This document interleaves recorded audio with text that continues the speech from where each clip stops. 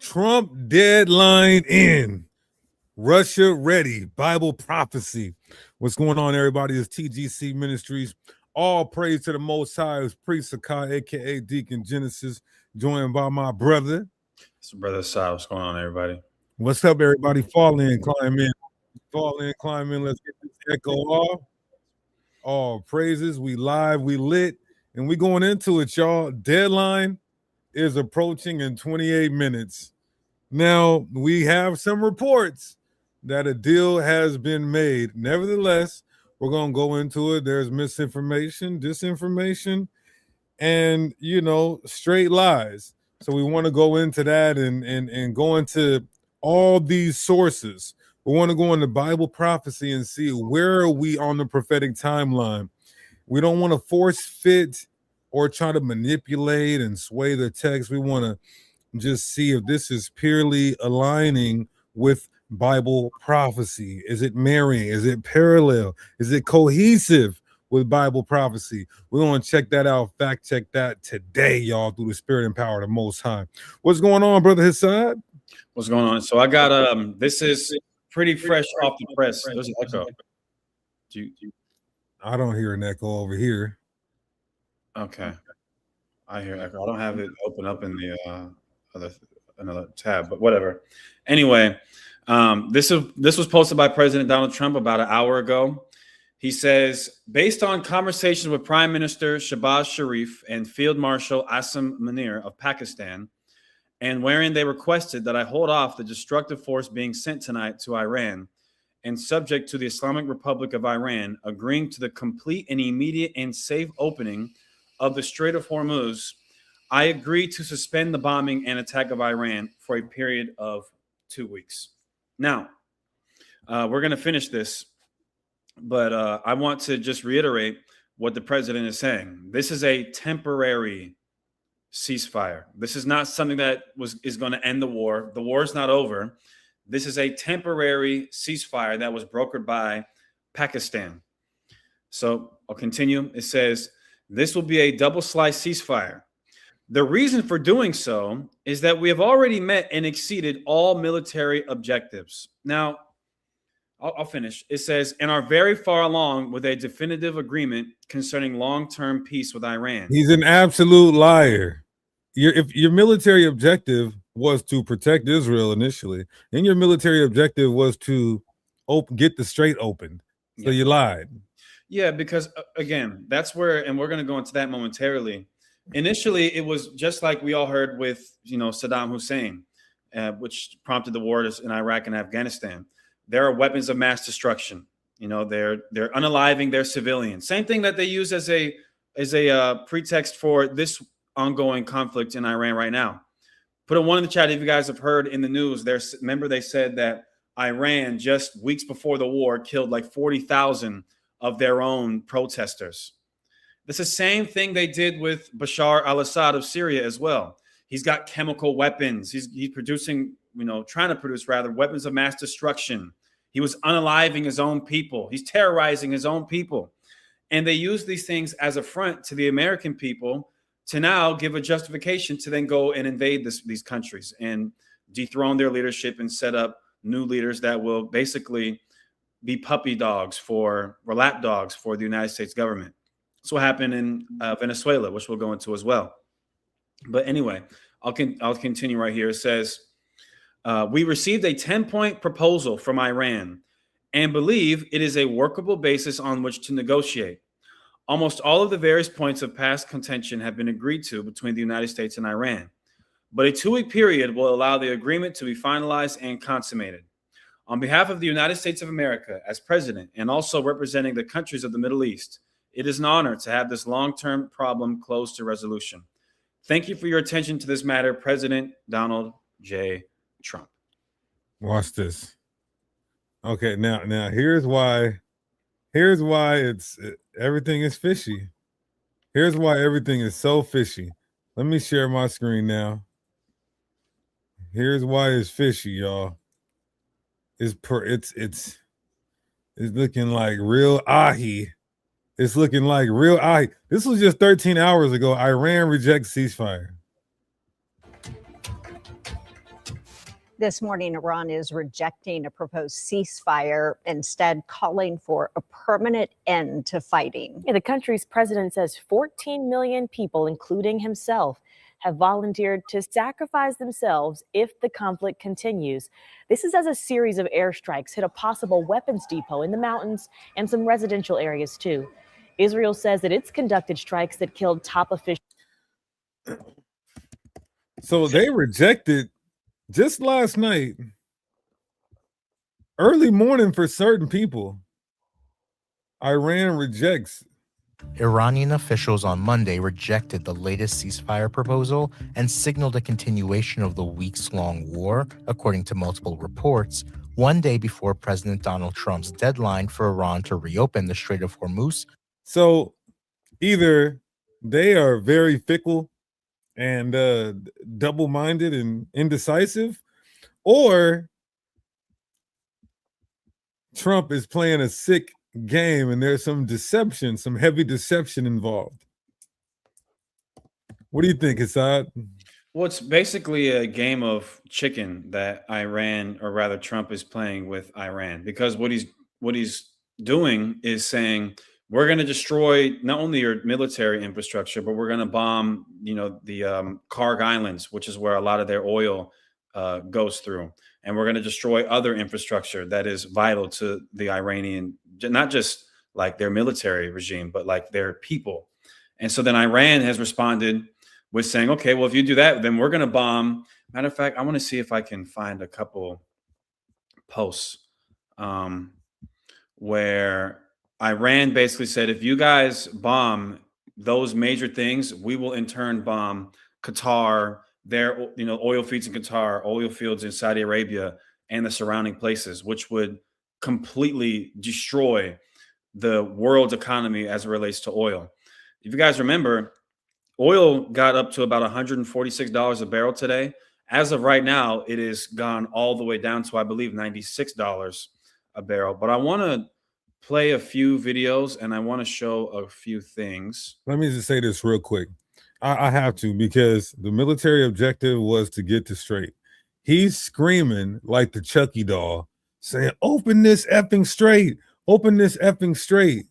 I have to keep reminding people that this guy just said that America has so much oil that they don't need it. I had to continuously play this soundbite. The United States over $18 trillion and the highest stock market ever, with 53 all-time record highs in just 1 year. It all positioned us to get rid of a cancer that has long simmered. It's known as the nuclear Iran, and they didn't know what was coming. They've never imagined it. Remember, because of our drill baby drill program, America has plenty of gas. We have so much gas. Under my leadership, we are #1 producer of oil and gas on the planet, without even discussing the millions of barrels that we're getting from Venezuela. Because of the Trump administration's policies, we produce more oil and gas than Saudi Arabia and Russia combined. Think of that, Saudi Arabia and Russia combined. So listen to that, y'all. Then he goes on to say they don't need any oil from the Strait of Hormuz.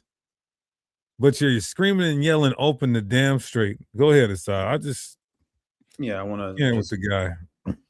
Play this part. This is hilarious. So look what when asked about Iran and the oil. Well, look, he doesn't even. No one asked him about the oil. He just volunteers. Look at this. I won't go further because there are other things that are worse than those two, and we might have. Well, the thing. If I had my choice, what would I like to do? Take the oil. Because it's there for the taking. There's not a thing they can do about it. Unfortunately, the American people would like to see us come home. So when asked about the war in Iran, Trump says, what would I do? What do I want to do as the supreme leader, as the commander-in-chief of the most powerful empire the world has ever seen, that can basically end the world with the press of a button? He wants to take the oil. Why? Because he can. This goes back to, I want to read something, Manifest Destiny. That's exactly what this goes back to. Let me read this. Manifest Destiny was a 19th century American belief that the United States was divinely ordained to expand its dominion, democracy, and capitalism across the North American continent. Now this has been taken and expressed worldwide. When you hear about, communism and the big red scare, what was going on in Vietnam? Well, we don't want them to become communists. Well, what business of that is that of yours? What if they want to be communists? Well, we got to go liberate these people and give them democracy. Is it ironic that everywhere that the United States goes to spread democracy and freedom, they also end up taking natural resources like oil on the way out? How crazy is that? So he's saying basically might is right, that because the United States of America has the ability to do so, that Trump wants to go into Iran and just take their oil. Could you guys imagine if you applied this same principle in any other aspect of life? You know how insane that line of reasoning is? Imagine, unaliving somebody and, taking his wife simply because you have the guns and ammunition to do so, or you're a good fighter. Could you imagine if another country said that about the United States? It is that same type of reasoning that justified colonialism, it's slavery, the mass genocide of North, Central, and South American indigenous peoples. That is that same type of ideology that fueled this. And so that just reminded me of that. There's a couple other things I wanted to see if I could pull up what Tucker Carlson had to say about Mr. Mark Levin. Let me see if I can find this. And then we'll get some verses here momentarily. Matter of fact, we'll go ahead and get that right now. Let me see if I can find out who's spake as a dragon. Let me see if I can find that. This is Revelation 13, and I'll start at verse 11. It says, "And I beheld another beast coming up out of the earth, and he had two horns like a lamb, and he spake as a dragon." So it appears to be a lamb. A lamb is a harmless animal. A lamb is friendly. Lambs aren't going to attack you. This is why the Bible talks about being led as a sheep to the slaughter, because they're an innocent creature, basically. So there would be a country, what this is symbolizing, that would appear to be innocent, that would promote itself as if it is this vanguard for justice and liberty, like the preamble says. We hold these truths to be self-evident, that all men are created equal and have the right to life, liberty, and the pursuit of happiness, and that these things were ordained and endowed to these humans from God. That last part I'm roughly paraphrasing. So they'll say that, but then they enslave people. They'll say that, and then they'll unalive people. They'll say that, and then they'll go bomb a school in Iran where 200-something children are killed. That's why it says he appears as a lamb. He had horns like a lamb, and he spoke as a dragon. That their actions, their words, the things that they say and do would be that of a dragon. Now, contrast a dragon from a lamb. One is an innocent, kind creature. The other one is a ferocious monster. And that's the United States of America. I was thinking about it, and I'll end my rant here momentarily. The idea of like the American dream, I feel like I at least at one point in my life believed in the American dream. And it reminds me of a scripture, matter of fact. Let me see if I can find this. This is some cool stuff right here. We would have healed her. What is that? And I think in Jeremiah 51. Yep, Jeremiah 51:9. It says, "We would have healed Babylon, but she is not healed. Forsake her, and let us go everyone into his own country, for her judgment reaches unto heaven and is lifted up even to the skies." It's almost a shame. No, I won't even say almost. And you guys can hopefully decipher what I mean by this, because this is not me saying I'm a patriotic, loving, America-loving individual. But to the extent that especially so-called Black people in this country and, indigenous people as well, that have been here for our whole lives and whose, ancestors have been here for multiple generations, this is all we have to call home to an extent. And every happy moment that you've ever had, every smile for the most part that you've ever cracked, all those joyful moments have been in this country. And so when we were talking about this American dream as children, it's a shame to an extent that this place has to go. But there's too much sin that's happened here. So it must be destroyed. Go ahead. Yeah. Let me share my screen now. What we do see playing out, because remember in the title I put Bible prophecy. What we do see shaping up, we can call it shaping up, playing out. We're not saying fulfilled.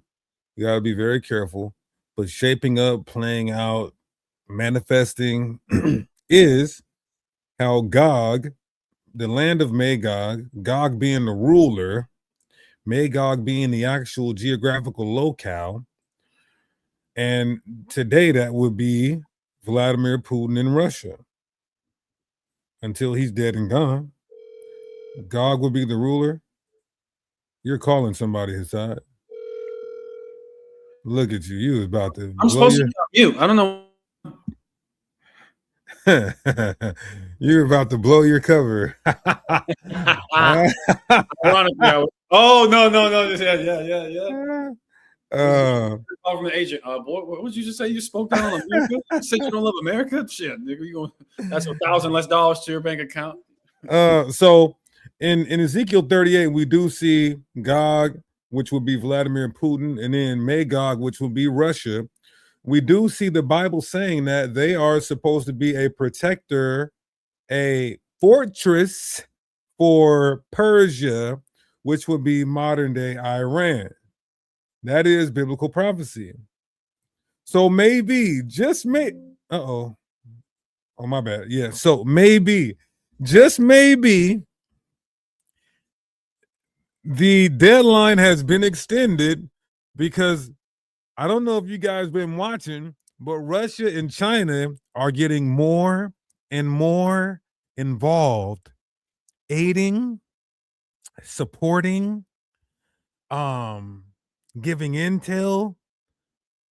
So we're going to look at some of these sources, and maybe, just maybe, that deadline has been extended for a lengthy amount of time, in contrast to 48 hours that President Trump has just came out and mentioned in his statement.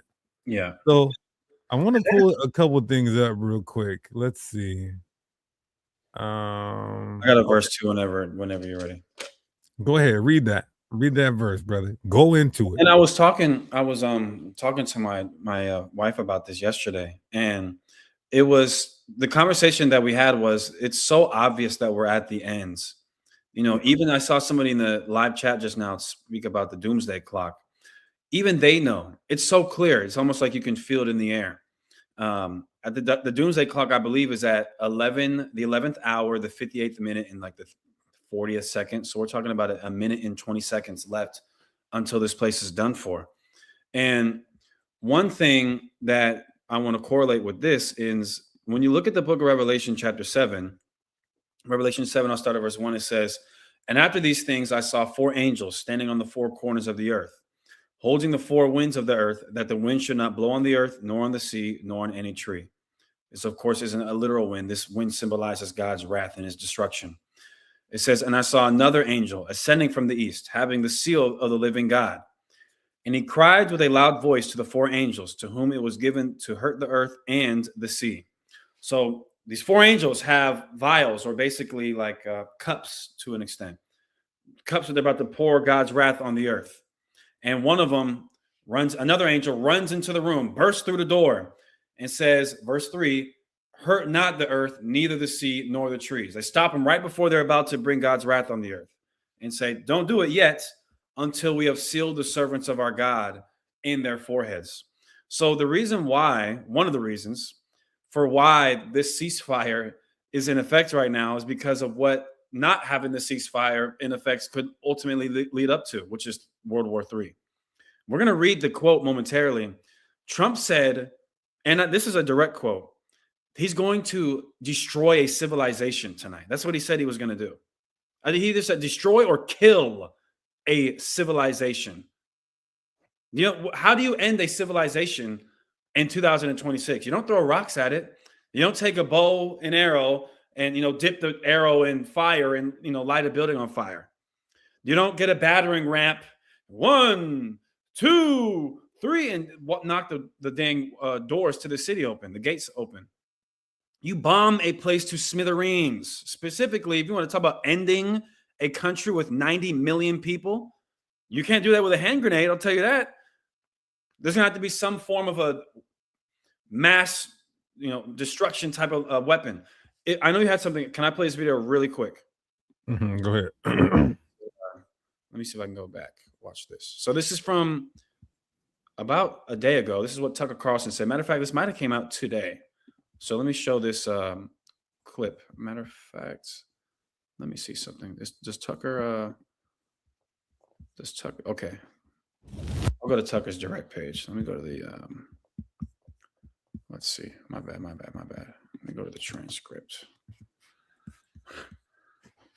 Mark. Yeah, he came out with that. He got Tucker been going in on Trump lately. Hey, shout out Tucker, the toe sucker. Okay, let me see. Okay, here we go. Let's start right here at 22 minutes and 58 seconds.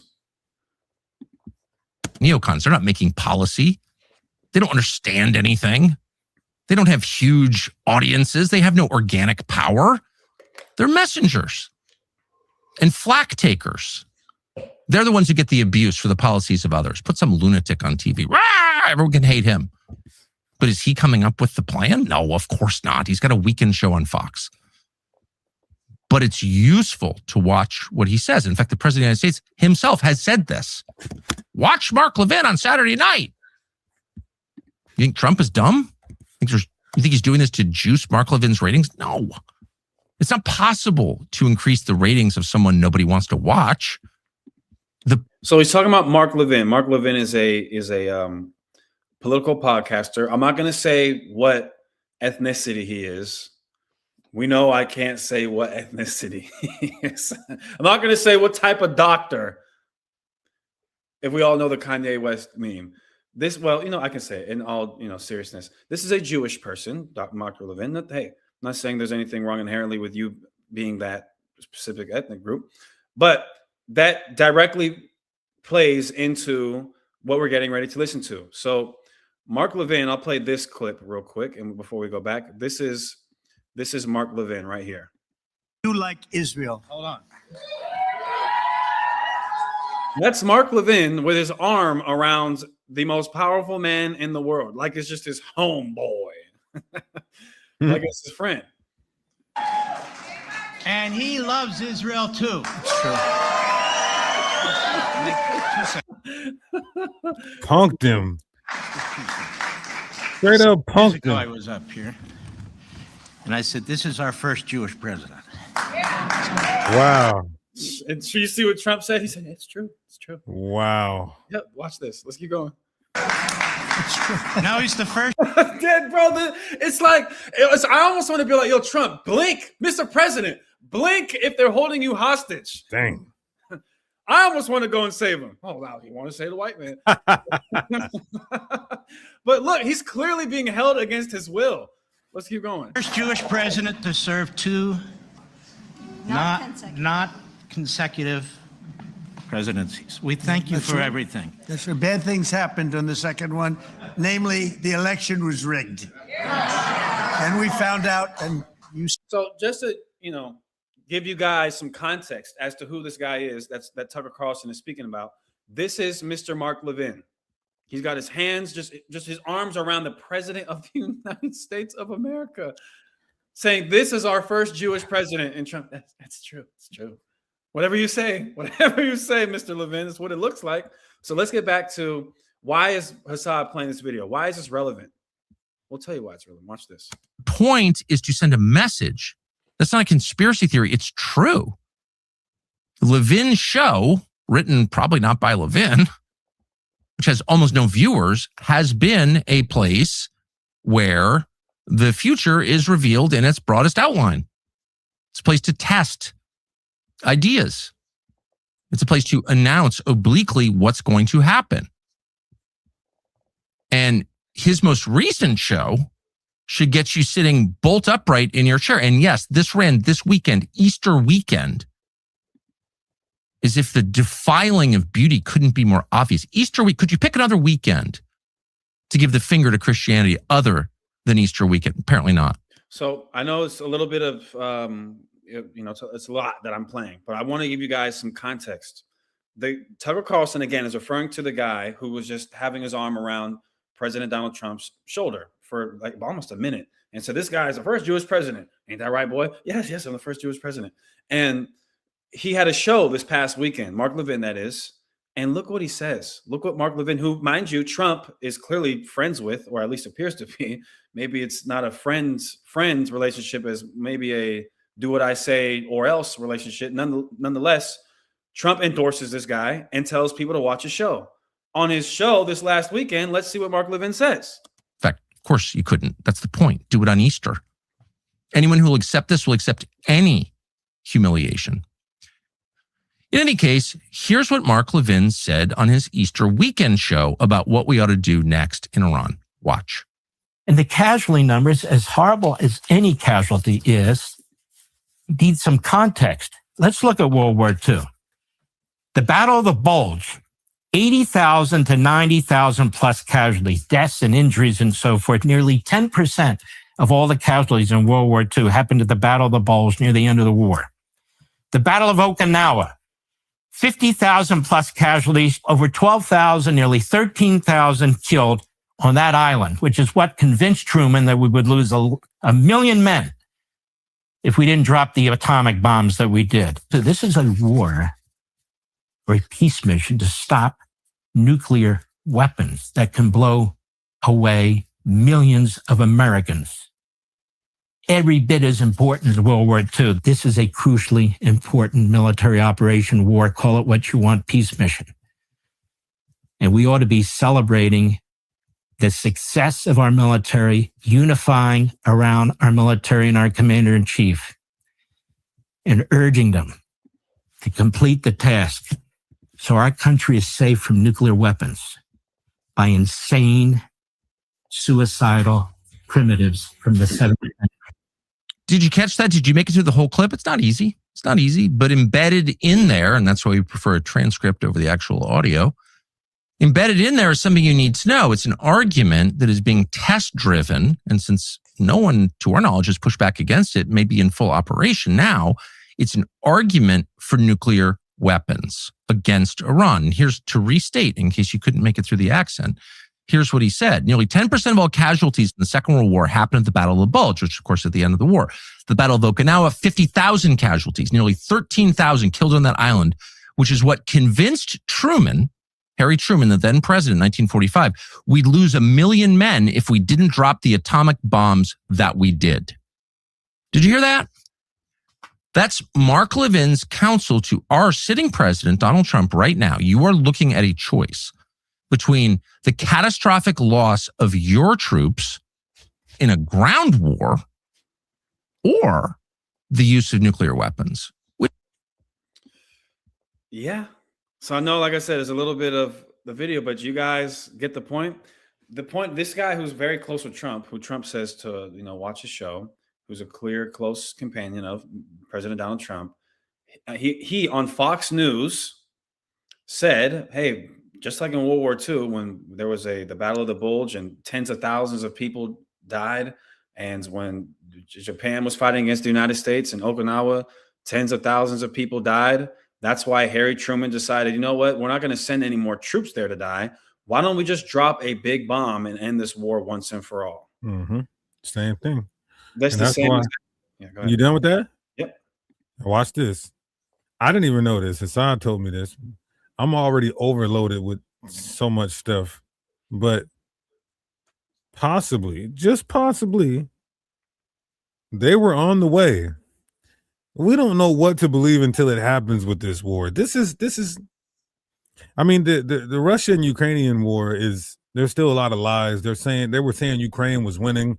Come to find out, Ukraine looks like a damn Hobby Lobby parking lot. It's flattened. It's decimated. And so, but this Iran, because Israel's involved, and we know they're the synagogue of Satan. So now we see Israel involved, and Israel is involved in the Ukraine war as well. But you have America, Israel, Iran, Yemen just stepped in. You got the Houthis. And so there's so many red herrings. There's so many red herrings and misinformation and leading you on rabbit trails, so many different places you don't know what's true and what's not. But apparently there was 4 B-2 bombers on the way to Iran. 4 B-2 bombers on the way to Iran. They don't want to lose much soldiers. They don't want to lose, just like what Tucker Carlson was saying. So maybe these B-2 bombers were on the way to do destruction. I knew you were going to say that. We don't know. Go ahead. Yeah, because we haven't. I just want to read exactly what Donald Trump said. This is what he said 2 days ago. Tuesday, that's today, will be Power Plant Day and Bridge Day, all wrapped up in one in Iran. There will be nothing like it. Open the effing straight, you crazy bastards, or you'll be living in hell. Just watch. Praise be to Allah. President Donald Trump for all the world. Listen to me. Listen to me very good, audience. If you do not understand that we're at the end of the world, I don't know what to tell you. We just watched the president of the United States, who is Donald Trump. Donald Trump is the president of the United States. And that's number one, key indicator that we're at the end of the world. Number two, key indicator that we're at the end of the world is that President Donald Trump just said, praise be to Allah, after threatening to bomb a country of 100 million people to hell, basically. On Easter. On Easter Sunday. Listen, early Easter Sunday. This is what time was it? Oh, it doesn't tell you. That was right when Jesus Christ. Like 8 in the morning. That was right when Jesus Christ right when he got up. Right. Right when Jesus Christ wiped the coal out his eyes is when Donald Trump tweeted that. And so he's still on that same, he's still giving that same energy. He's still on that same timing, because last night, or was that this morning? What? Where he says he's going to annihilate a whole civilization will die tonight. Let's play this fair use. Crazy. That's the one I was trying to find. He said President Trump warned that a whole civilization will die tonight, never to be brought back again. That's if Iran does not agree to the terms of his 8 p.m. deadline tonight. This isn't the first threat of this magnitude. On Monday, President Trump outlined his plan for total destruction of Iran by midnight tonight. He said every power plant in Iran will be out of business, burning, exploding, and never to be used again. What is Trump's big demand? He wants the Strait of Hormuz, the vital passage for oil, to reopen immediately. So far, Iran has been defiant towards the U.S.'s demands. It rejected the U.S.'s peace plan on Monday, calling it unrealistic. Iran did offer a counterproposal, but Trump called it not good enough. So, what should we expect to happen tonight? There are several scenarios. Trump could follow through on his threat and totally obliterate Iran.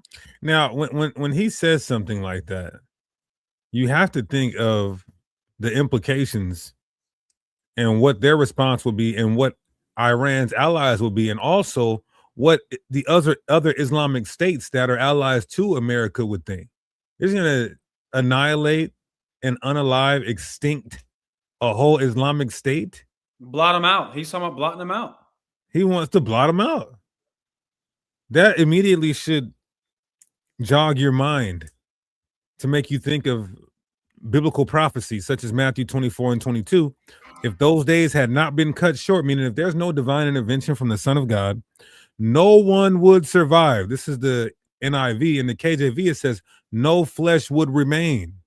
He wants to annihilate a whole civilization. Therefore, in turn, in response to get their get back, they want to annihilate a whole civilization. At the same time, if anyone asks you, look for the Messiah. So for the elect's sake, though, the days will be shortened.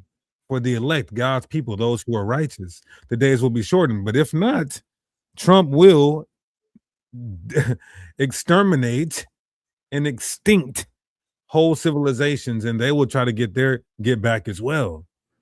This is what is the Most High's plan to get them right to where Job says they're about to fill their belly, meaning to accomplish the new world order. But before they're satisfied, before they finish at the buffet, then the Most High is going to rain down fire and brimstone for the elect's sake. So, you had something? Yeah, that's something else I wanted to just read what President Trump said. Look what he said. I mean, this Go is ahead. just insane. He says a whole civilization will die tonight. I want to look something up. What is the definition of civilization? Civilization definition. Okay, society, culture. Look at this. Culture, way of life of it was the way of life of a particular area, and he says the whole culture, the whole society is going to die unalived tonight. He says, I don't want it to happen, but it probably will. This is insane. However, now that we have complete and total regime change, where different, smarter, and less radicalized minds prevail, wait a minute, you guys. I thought this war was not about regime change. Earlier, see, they keep moving the goalposts further and further and further. Mhm. First, it's because they are developing nuclear weapons. You know, they've got like 90-something% weapons grade enriched uranium, and they're definitely going to use it. Remember, we saw those clips not so long ago where Bibi Netanyahu, for the last 25, 26 years, has been saying Iran is 2 months away from getting a nuclear bomb. 10 years later, Iran is 2 weeks away from getting a nuclear bomb. 10 years later, Iran is any day now they can have a nuclear bomb. So originally it was about ensuring that they don't have a nuclear bomb. Okay, cool. I can understand that. I don't want Iran to have a nuclear bomb either. But the point being, first it's you don't want them to have a nuclear bomb. Then it's, oh, well, they're threatening Israel and our other allies in the region. Then it's, okay, well, you know, what? Now what?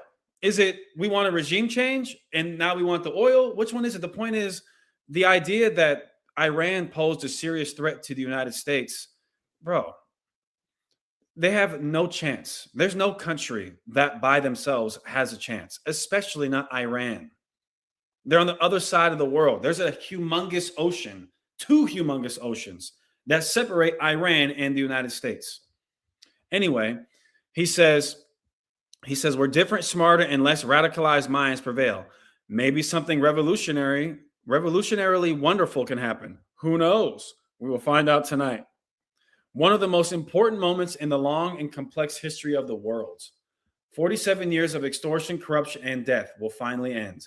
God bless the great people of Iran. Wow. He's saying God bless the people of Iran right as he's announcing that he's going to kill their entire civilization.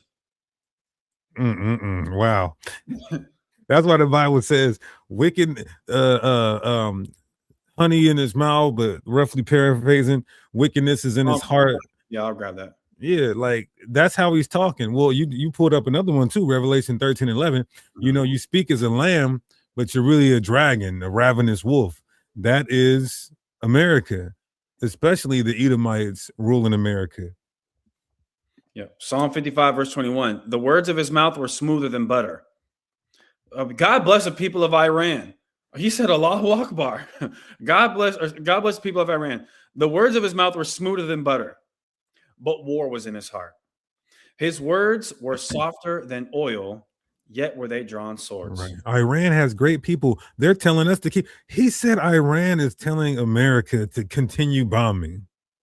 Yeah, keep it up. Keep bombing us. Yeah, we love bombs. Yes, 2 thumbs up. Bombs away. So let me pull this up because, and then I want to get into Russia and China's involvement. Great developments on that. That's what we want to see. We want to see Russia and China getting themselves involved. That's biblical prophecy as well. Everything aligning up. But Hassad played a clip here, and this is from a book that I can't even mention the name of the book, but I posted this excerpt on my Facebook. It's called "The Most Dangerous Book in the World Reveals Who Controls the President." So I'm gonna play this for you guys. And make sure you like and share the video. Like and share the video. I think this got a couple 100,000 views. Is there like 100,000 views? People enjoyed this book. We got Let's 200 pray. people in here. We need to get about 100 likes. So let's keep going. Like the video, y'all. All praise to the Most. If you want prophecy to come to pass, you better like that video. Because remember, like I always say, the destruction of this modern day empire, this world system, is synonymous with our deliverance. That's what the big G's are about. Genesis, their end, our beginning. The world reveals who controls the president. This is the Jewish parable by the protocols of the learned elders of Zion. This is how we know BB is controlled. BB is the ventriloquist from about 1900, about 125 years ago. Some historians and scholars try to explain it away and dismiss it as a forgery. But even then, the people at that time were exposing something about a certain group of people who the same claims exist against those people today. To where if you say something about them, you get canceled. Let's do a little read along. This is page 34. In order to achieve these results, we will prearrange for the election of such presidents. Today, we've been thinking, oh, these presidential elections, they're rigged. They're predetermined. And it says, whose past record is marked with some Panama scandal or other shady hidden transactions. So they have something against any president who they pick. That way he'll stay in order. A president of such kind will be a faithful executor of our plans, as he will fear denouncement and be under the influence of the fear which will always possess a man who has attained power and is anxious to retain the privileges and honors associated with his high office. This is why, since a certain starting point, all the presidents of America has had ties and connections to the Holy Land.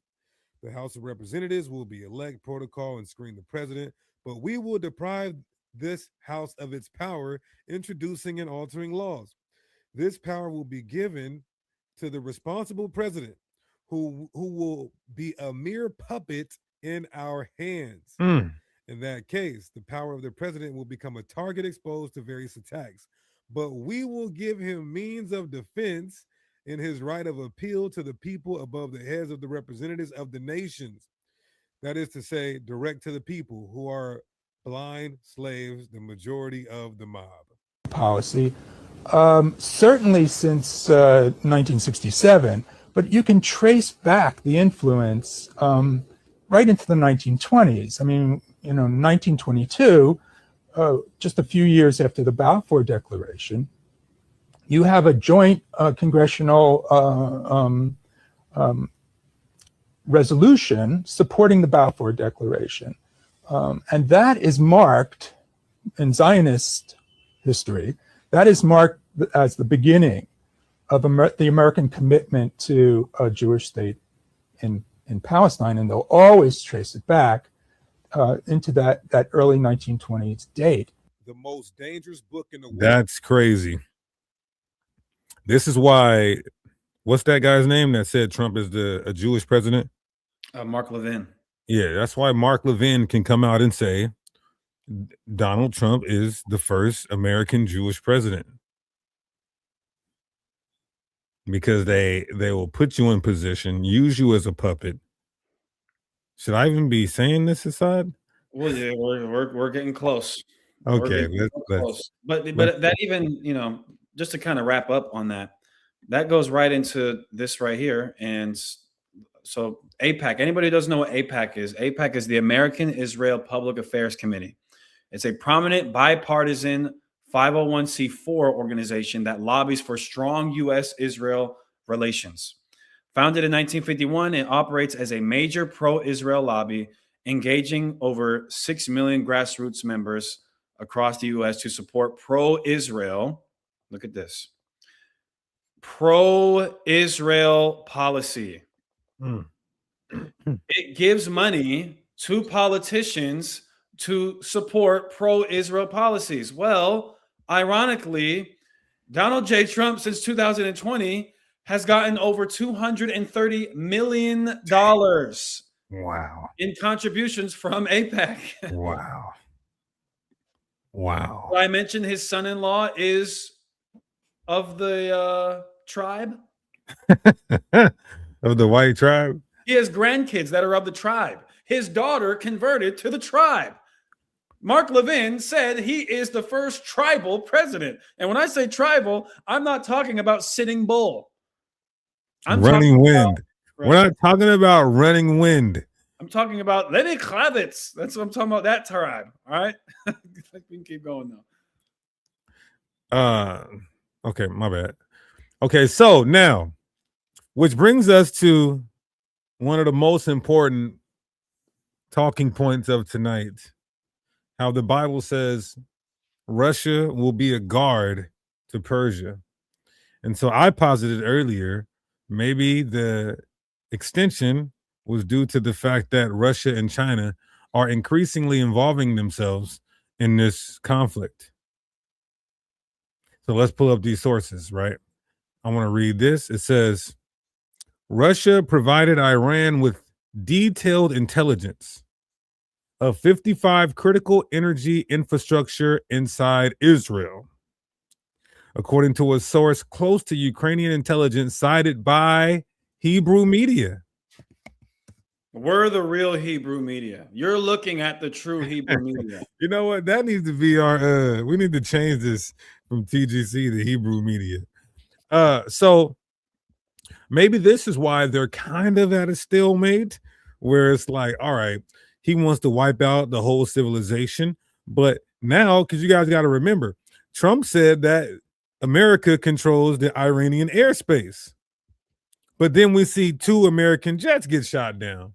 So either Trump is lying again, or they do control the airspace, and Russia and China is providing intel to deploy and destroy targets. I'm fine with either or. So let me pull this up real quick. I got something too after you're done. Is it on this topic? Oh, yes, on China. Okay. So on fire, Russia to Iran's rescue. Shocks us, chilling warning after China huddle. I'm going to play some of this. U.S. Shocks U.S., excuse me. Shocks U.S. with chilling warning after China huddle. So this is from the Times of India. Russia and China came together, put the wood where it's good, right? Had a conversation. What will be in their best interest? Maybe they know the Bible. Maybe they've been watching TGC Ministries. I would say they probably been watching TGC Ministries, and now they know they're in prophecy. They know that bricks is in the Bible. But I want to play some of this. As the war between the United States and Iran threatens to spiral out of control, there's a stark warning coming straight from Russia. The Kremlin has reacted to escalating threats and ultimatums by U.S. President Donald Trump against Iran, saying tensions in the Middle East are reaching a dangerous tipping point. In a statement published by the Times of Israel, Moscow warned that the entire West Asia is effectively, quote, on fire, unquote. Separately, the Kremlin spokesperson on April 6th warned that the conflict between Iran, the U.S., and Israel has been spreading, and the world has been witnessing the consequences, while referring to the partial blockade of the global oil artery, the Strait of Hormuz. A question regarding yesterday's statement by President Trump concerning Iran, in which he, using rather unprintable language, demanded that Iran open the Strait of Hormuz or else face utter hell and prepare for a day of destruction for its power plants and bridges. Has the Kremlin seen these particular statements, and how might it comment on them? We've seen these statements, prefer not to comment on them. We know that the level of tension in the region is growing, continues to grow. Practically the entire region is now on fire. These are all extremely dangerous and very negative consequences of the aggression that was unleashed against Iran. The geography blaming America of this conflict has expanded. Now we all acknowledge the consequences we face, including very negative impacts on the global economy. We, in fact, from the very outset, even prior to the commencement of any military operations, we had been warning that such repercussions were absolutely inevitable. Behind the scenes, diplomatic activity is intensifying. Top officials from Russia and China, both allies of Iran, have held urgent talks, focusing on the rapidly deteriorating situation in West Asia. Chinese Foreign Minister Wang Yi and his Russian counterpart Sergei Lavrov called for a more balanced and objective global response to the escalating tensions between Iran, the U.S., and Israel. Now watch this, y'all, and I'm gonna give it to you, Hassad. The U.S. condemns Russia and China for vetoing UN resolution on Strait of Hormuz. This is from 5 hours ago. And is it a coincidence that only a couple of hours ago we see them reach a deal on ceasefire? I would venture to say it's because of Russia and China's biblical and prophetic placements within the scriptures and prophetic timeline, that they would be in coalition, in cahoots, and against the West, namely America. They're vetoing, they're saying, no, we're not with what you're trying to do. Let me play some of this and then I'll give it to you. No one should tolerate that they are holding the global economy at gunpoint. But today, Russia and China did tolerate it. They sided with a regime that seeks to intimidate the Gulf into submission, even as it brutalizes its own people during a national internet You're blackout. a liar. You're a for liar. daring to imagine dignity or freedom. Now it seeks to punish the world as cynical leverage in its death to America approach to foreign policy. We have long known. I know a sister in Iran, well, from Iran, who still has family in Iran. Matter of fact, do you guys want to hear? Wow, we got over 200 people in here. I have to read this because I told the sister that I wanted people to hear the truth. I want to read this real quick. Oh man! While you're looking for that, it's just so funny. He has to write this down on a piece of paper because there's no way. You guys know that if you can tell. So people say, like psychologists, you go to college, someone will say, you can learn, you can find out if someone's lying if when you ask them a question, they look up towards the left, or if they look up towards the right, they're just thinking. This guy, he's not able to just, as an ambassador, just recount some of this information off the top of his head. Because it's made up. He has to write it down so he doesn't forget the BS lie that he's supposed to tell everybody. Stay to the script. Exactly. Stick to the script. He's accused China and Russia of backing a regime, Iran, that is threatening the Middle East. Threatening the Middle East? What would you call what you did in Libya with Gaddafi? Is that not threatening the Middle East? What would you call what you did with Iraq? Is that not threatening the Middle East? What about Afghanistan? What about saying you're going to kill an entire civilization in Iran? Then he says this regime is killing their own people. You just threatened to kill those same people. If they're wrong for threatening to kill the people, nigga, you're saying that you're going to destroy all of them. What are we talking about here? What about what's going on with Yemen? How the United States has been bombing the hell out of Yemen too. You want to talk about war in the Middle East? This saying, when will there be peace in the Middle East, is partly because of the United States' action in the Middle East. Trump saying, for 47 years, you've had this region in a chokehold. And for 400 years, you've had the world in a chokehold, America. And have dropped bombs on places that we haven't even heard of and have done things that have not even got back to the public. Talk about that. Right, brother. Talk about calling the pot calling the kettle black. Bring that out, brother. Let me finish playing this. That these countries are capable of paralyzing the council through obstruction and manufactured confusion. Today's veto marks a new low, and it shows just how frightening a safer, more secure, more united Middle East can be. We have put serious diplomatic proposals before Iran. The U.S. remains prepared for meaningful diplomacy, but diplomacy cannot succeed where defiance, delay, and escalation remain Tehran's only response. Oh, okay. So Russia and China are being defiant against. Of course, they're supposed to be. Yeah, You're supposed to be at odds. You're supposed to be at odds. That's what the Bible says. We're not on the screen. The East versus the West. The Eastern Bloc versus the Western Bloc. Yep. Revelation 16, Armageddon. You're supposed to be at odds. Mhm. So we're going to go into some Bible prophecy too. And keep your eye on Yemen. They entered in. They've been backing Iran, but they're fully entering in as of yesterday. Keep your eyes on Yemen. Yeah, I want to read a couple things before we get into some prophecy. Go ahead. This is first thing I want to read is this is just kind of funny. These are some, and these are all confirmed. These are some old tweets from what Donald Trump ironically said about Iran. He said November 29th, 2011, quote, in order to get elected, Barack Obama will start a war with Iran. How funny is that? He then says 2 months later, Barack Obama will attack Iran in order to get reelected.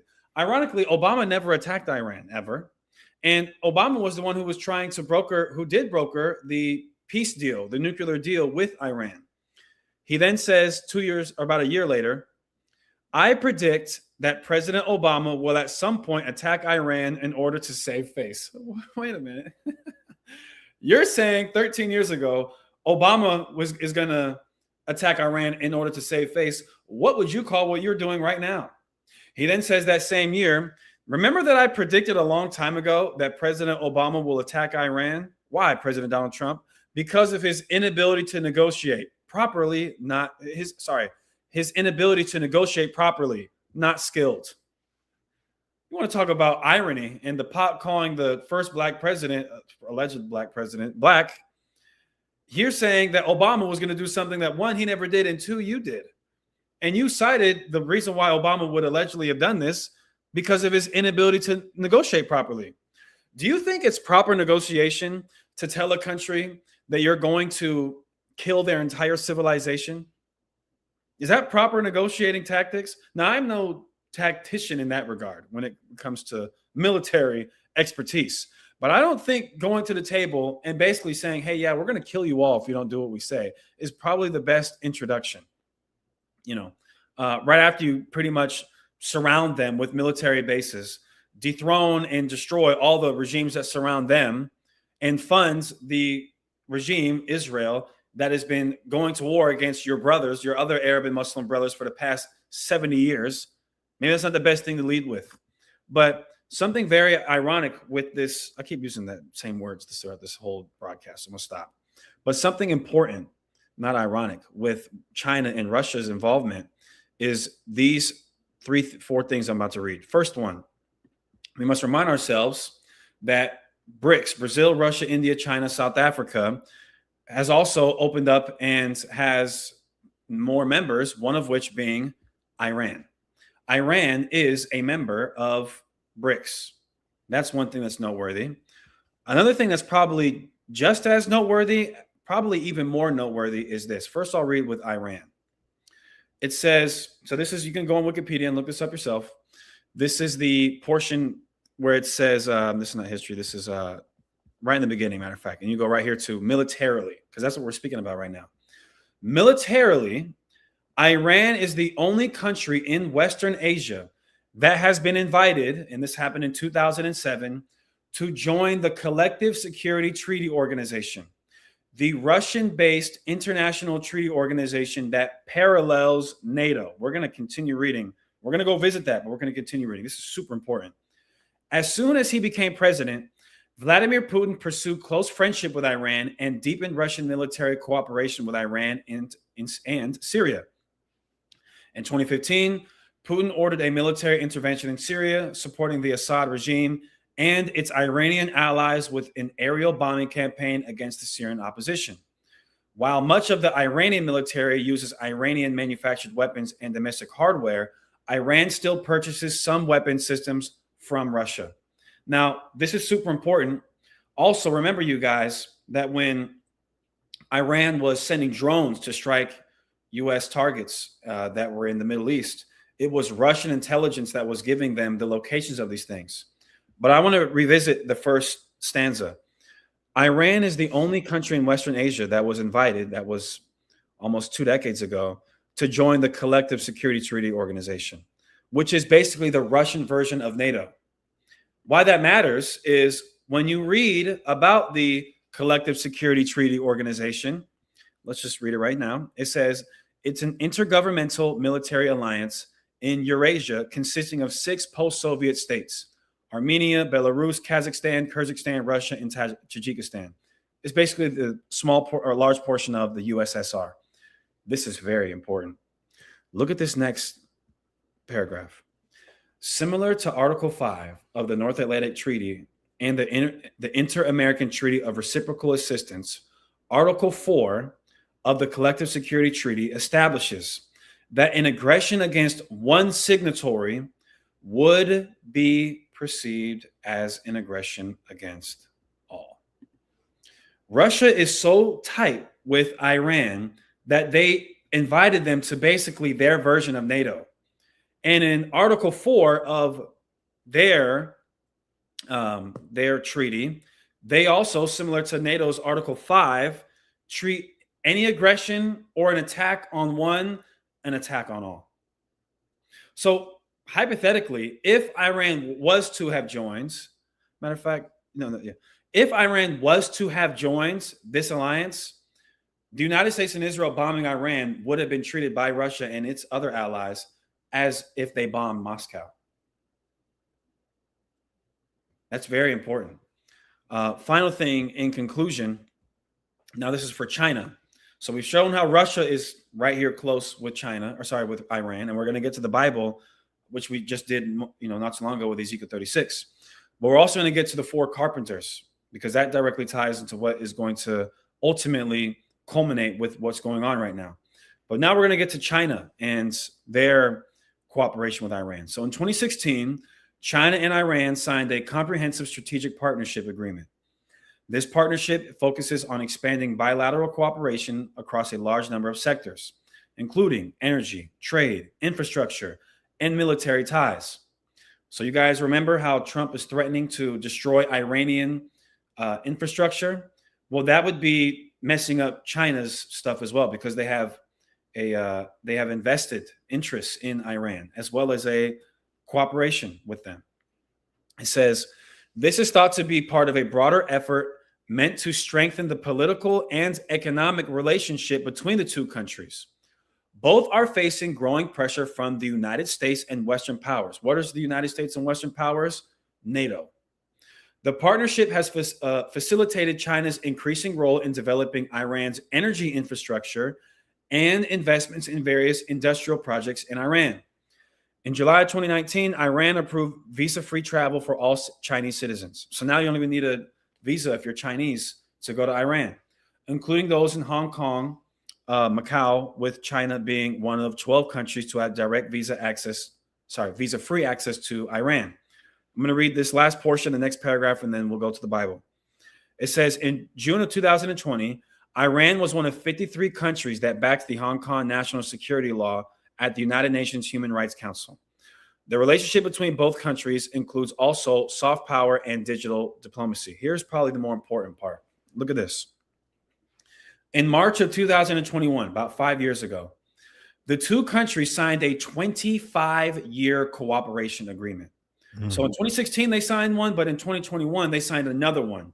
This one would last a quarter of a century.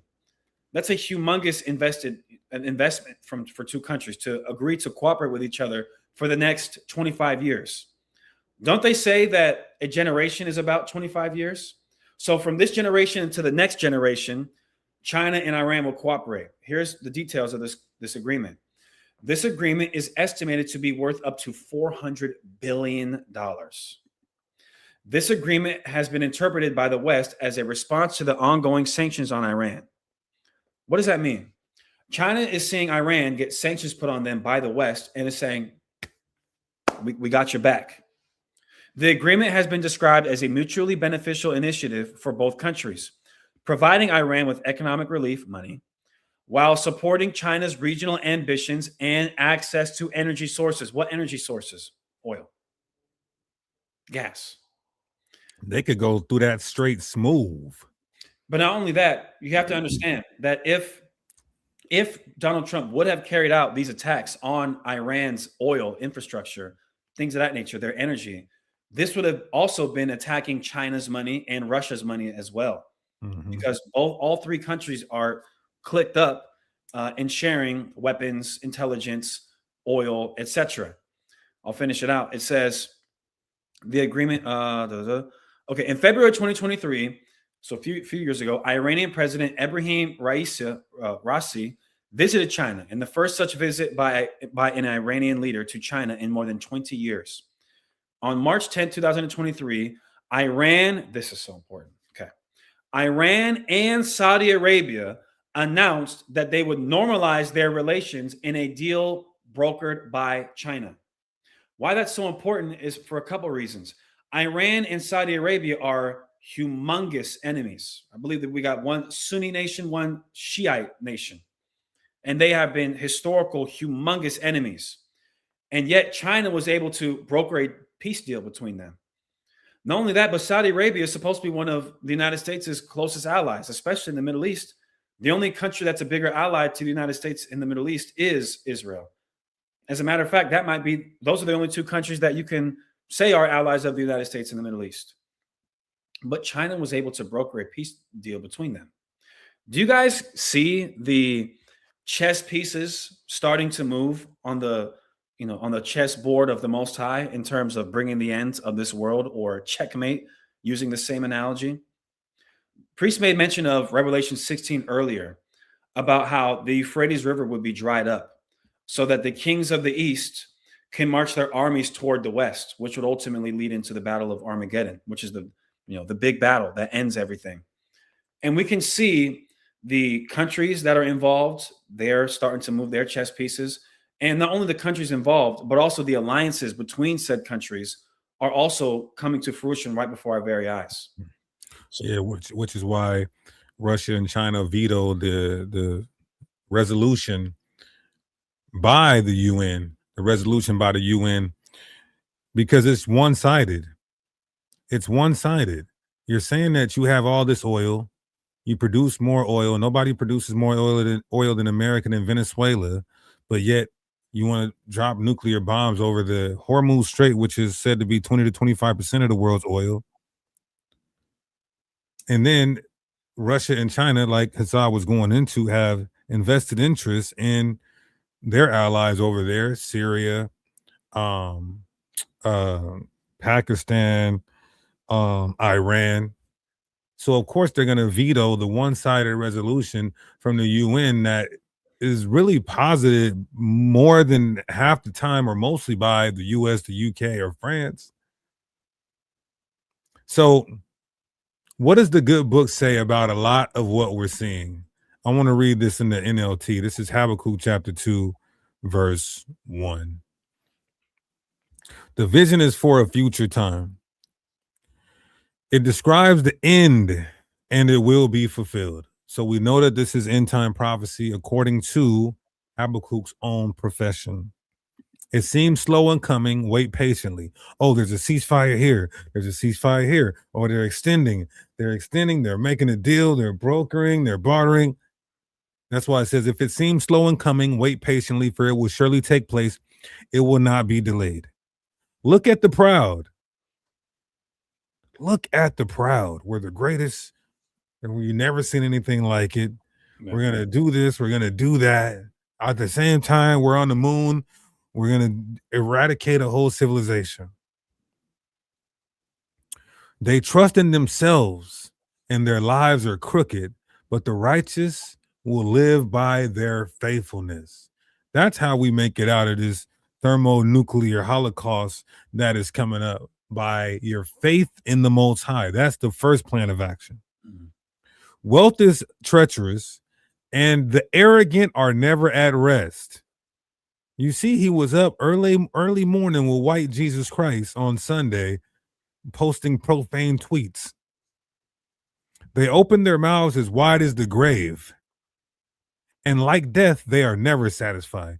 We produce more oil than everybody except for Venezuela. And on top of that, Venezuela gave us millions of barrels of oil, but we need the Strait too. Did you see the clip that I played where Trump said that I want the oil from Iran? If it was up to me, I'd just take the oil. Did you Play see that clip. Play that clip. Oh yeah, for those who perfect timing. Yeah. Let me share my screen. Look at this right here. So this is April 6th. What day is it today? The 7th, I believe, right? Yeah, I believe it's the 7th. So this is yesterday, I believe. Is it the 7th? Yes, yesterday. So he had a little mini press conference. I think they have some party at the White House. And so he took some questions about Iran. Look what he said. I won't go further because there are other things that are worse than those two. And we might have, well, the thing, if I had my choice, what would I like to do? Take the oil. Because it's there for the taking. There's not a thing they can do about it. Unfortunately, the American people would like to see us come home. So Trump saying, what do I want out of Iran? Well, I want to take the oil. I want to take. So notice he's not. Does he say, I want to liberate the Iranian people? No. Does he say, I want to bring freedom to these oppressed individuals? Does he say, I want to protect Israel? Right. Not even that. He said, I want to get their oil. But wait a minute. We just played the clip earlier where you're producing more oil than Saudi Arabia and Russia combined. You just overthrew Maduro, the president of Venezuela. And Venezuela has, I believe, the #1 largest oil reserves on the planet Earth. You want to know something very interesting concerning other countries with large oil reserves? Let's see other countries with large oil reserves. Oh, wow. Let's show this quick graph. Let's look at this one right here. So this is crude oil reserves by country. #1, ironically, is Venezuela. Wow. They just overthrew their leader, and now over 100 million barrels, I believe, were transported to Houston, Texas, to then be refined and then go into the U.S. economy. Interesting. Saudi Arabia, who also has a deal with the United States to give them oil. And then #3 is Iran. Wow. Isn't that interesting? So now the #3 country on the planet Earth with the third biggest oil reserve is just coincidentally being destroyed and bombed by the United States and Israel right now. And he just told you what he wants. I want the oil. He doesn't want to help people. He just wants to, he has to say that though. What do you think he's going to say? I mean, I'm saying, what is he going to say? He just said it. Now, normally his PR team is probably like, nigga, what the fuck did you just say? You're not supposed to say we're there for the oil. Or he tried to clean it up by saying, well, if it was up to me, I would just do X, Y, and Z. I would take the oil. But unfortunately, the American people don't want me to just go over there and send our sons and daughters over there to, to have a ground invasion to then take that country. I think there's something that just came by my mind. Now he's saying, if it was up to me. Do you guys know that if the United States of America is going to officially declare war, the president must go to Congress? The president must go to Congress. That's why there's that famous clip of President Truman after Pearl Harbor, and he gives a speech and he declares war on Japan. I believe President Bush did something similar with after 9/11 in declaring war against Iraq and Afghanistan. Notice Trump never did that. Trump never went to Congress to declare war against Iran, yet they're calling it a war. So how does he circumvent the legal proceedings of the United States for how we go to war? Well, they call it a special military operation. You see that? So not by law, it's not a war. It's just a special military operation, but it's that in name only. This is really a war. So when he says, well, if it was up to me, basically what he's trying to do is say, I'm not an evil dictator, guys. I really want to just go take the oil, but the American people are they're holding me back because I follow, the United States law. And there's checks and balances in place in order for me, the president, to not overstep my boundaries and exercise authority that otherwise wouldn't belong to me. When really, that's BS. You started a war in Iran. You see? Yeah. And that's exactly what Russia's doing in Ukraine. They called it a special military operation. That's the first time I ever heard of that verbiage, that vernacular. Special military operation. It's 2022 when Russia invaded Ukraine. But anyway, let's keep going. Where was we at? Back in Habakkuk. Back in Habakkuk. 2. So you see, they're just not satisfied. They need Venezuela. We in America must be dry as hell. Dry as hell when it comes to that reserve must be depleted. In their greed, they have gathered up many nations and swallowed many peoples. Just take a look at the US dollar. It has to be the currency that you trade with. The lingua franca of the earth. It has to be English. The democracy, the worldwide policies, the sanctions, the embargoes. That's how you gather many nations. You take the semi-peripheral and peripheral countries' natural resources. That's how you swallow up many people. But soon their captives will taunt them. This is why you have Iran saying, I don't care about no ceasefire. I'm not making no deal. This is why you have Yemen entering into the war. This is why you have Russia and China fighting proxy behind Iran. But soon their captives will taunt them. Now, this isn't talking about physical bondage, but watch what it says. They will mock them, saying, what sorrow awaits you, thieves? Now you will get what you deserve. You've become rich by extortion, starting with the free $1 trillion of slave labor from the Black, Hispanic, and Native American captivity. Oh, because the indigenous people are over, that's just on the books.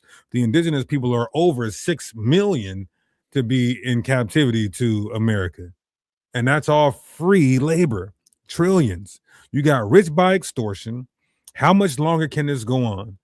Then verse 7 says, suddenly your debtors, meaning those who you extorted, will take action. Yep. Those who you extorted will take action. They will turn on you and take all you have while you stand trembling and helpless. Yep, that's Now, Isaiah. does this mean they're going to take the oil back they took? Not necessarily, but it does mean that they're going to get revenge. You going to say something? Yeah, that's Isaiah 14 when it says, they shall say, have you become as we have? Mm-hmm. I'm going to read that unless you're not done. Go ahead. This is, let me share my screen. This is Isaiah chapter 14. And real quick, before I read this, I've been seeing people say that they're not getting notifications. Make sure you guys, you should already be subscribed to the channel. If you're not, I don't know what's going on. Your civilization will be destroyed if you do not subscribe to the channel. But no, in all seriousness, make sure you guys are subscribed to the channel. And right next to it, you should see a bell. What looks like a bell. It's still not. Being who we are, they don't send out our notifications. Well, let's just try. We got to try. You got to try. But one thing you will know, real quick, one thing you know that won't change is that we will be live Sunday, Tuesday, and Friday every week for the most part. All right. If it be the Lord's will, that's our plan, and we've been sticking to it. We're live Tuesdays, Fridays, Sunday. Yeah, make sure you guys are subscribed to the channel. Hit the notification bell. That way, as soon as we hit live, you'll get a notification at the top of your phone or computer, tablet, whatever you're using, so where you can immediately tune in. You won't miss a single second. Also, make sure you guys like and share the videos if you can. It's free. It doesn't cost you nothing to just support by doing that. If you're not able to send a super chat or whatever to support, totally fine. You don't need to.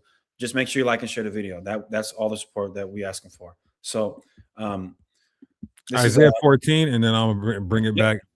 Mm-hmm. So this is Isaiah 14, and let me get to the point. Verse 4, it says, you shall take up this proverb against the king of Babylon and say, how hath the oppressor ceased? The golden city ceased. This is the destruction of Babylon.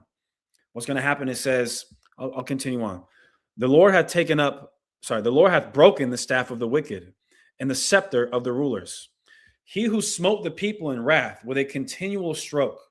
He that ruled the nations in anger is persecuted, and none hindereth. No one's going to help him. No one's going to stop. Since they didn't want to stop oppressing people, they're going to be there. No one's going to stop to help them. Them being, of course, the ruling class and the wicked of the United States of America. It says the whole earth is at rest and is quiet. They break forth into singing. Yea, the fir trees rejoice at you, and the cedars of Lebanon, saying, Since thou art laid down, no fellers come up against us. What are the fir trees? This goes into, if you want to take it literal, deforestation and all the deforestation that has taken place because of the United States. But also a non as literal approach, which I think is probably a better approach, is it's not just referring to trees, and it's simply not just referring to the trees of Lebanon. It's referring to nature. Nature, since you are laid down, no fellows come against us. Not only that, but also people. You could look at it as this is people as well. All those things would be true. The United States of America is responsible for unparalleled death of men, women, children, livestock, ecosystems. It says, I'm going to get to the point, verse 10, all they shall speak and say unto you, this will be the United States of America, the government, are you also become weak as we? Are you become like unto us? That's what we're getting ready to see here. Where these countries that the United States of America has been scoffing at and threatening and promising to destroy their entire civilizations, that once the United States of America in turn is destroyed. Standing up to the bully. Yeah. They're standing up to the bully. They're going to look at them and return the same scoff to them, which is wild. But look at this. Aren't you? You're sitting here right next to us now. Right. We're drawing you in. We got 2 of your jets. And then we shot down 2 of your jets. And then you brought 155 jets in just to retrieve one of the pilots from that jet. Ended up having to destroy 1 or 2 more jets because they sunk in the sand. And this pilot was allegedly all bloody, profusely bloody, and hiked 7,000 feet to get rescued and to, unleash his beacon. I'm the deacon. I don't have to unleash a beacon. Habakkuk chapter 2, right? So it says, what sorrow awaits you? Verse 8. Because you have plundered many nations, now all their survivors will plunder you. Yep. All these nations are about to punch the bully in the mouth. I was about to, the way you said that was just my mouth. Punch the bully in the mouth. You committed murder throughout the countryside and filled towns with violence. What sorrow awaits you who build big houses with money gained dishonestly? Look at that White House. Look at all them palaces. Look at all them mansions. You believe your wealth will buy security, putting your family's nest beyond the reach of danger. But by the murders you committed, you have shamed your name and fortified your lives. Forfeited your lives, excuse me. Because the whole East, they don't look at the American empire as some good Christian. Tucker Carlson, all these so-called Christians over here already denounced Donald Trump, saying you're not a Christian. You can't praise Allah, say F these guys, these bastards on Easter. Yeah. Your camera is frozen a little bit. We can hear you fine, but your camera, okay, now you're good. I'm good now. I don't know why I'd be doing that. Just let me know. But so you can't do all that and expect the world to look at this country, let alone the president, as good God-fearing people. The whole world, not just the East, the West as well. Look how Turkey looked at America. Look at some of the NATO members who say we don't want anything to do with what's going on because it's a kingdom partly divided. It's water and oil, iron and clay. Right? So it says, the very stones in the walls cry out against you, and the beams in the ceilings echo the complaint. What sorrow awaits you who build cities with money gained through murder and corruption, starting with the homeland America. Has not the Lord of heaven armies promised that the wealth of the nations will turn to ashes? They work so hard, but all in vain. For as the waters fill the sea, the earth will be filled with an awareness of the glory of the Lord. What sorrow awaits you who make your neighbors drunk? You force your cup on them. That's talking about you forcing democracy on everybody and your policies on everybody. So you can gloat over their shameful nakedness. But soon it will be your turn to be disgraced. Come drink and be exposed. You got to drink of that cup now. Yep. And you're going to get double the cup, the Bible says. Yep. So drink up. Drink from the cup of the Lord's judgment, all your glory will be turned to shame. That's what we see getting ready to happen through the spirit and power of the Most High God. Thus saith the Lord. Yep. You had something? Yeah, I mean, like Revelation 18 says, the cup that they have had others drink, they have to fill to themselves double. And it even goes into, I think we spoke on this not too long ago, Leviathan, and how Leviathan is depicted as a snake that's swallowing its own tail. That in conjunction with Lamentations 4, when it says that they would get drunk and make themselves naked. They're having everybody else drink. They watched while everybody else was drunk acting a fool. Now they're going to be the ones who are drunk acting a fool. Except when they fall down, they're not going to get up. All right, I want to just take a look at some key points in Revelation, because this is a new channel. Y'all might not be familiar with the accurate understanding of biblical prophecy. How Babylon, to most Christians, Babylon is the Vatican, a world system that's not a geographical location.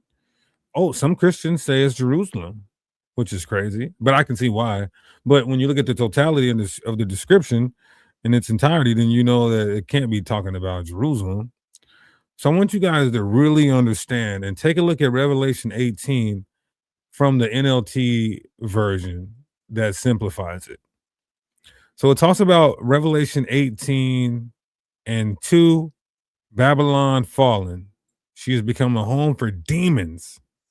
She is a hideout for every foul spirit, a hideout for every foul vulture and every foul and dreadful animal. This place here, the United Snakes of America. For all the nations have fallen because the wine of her passionate immorality. The kings of the world have committed adultery with her. What is that?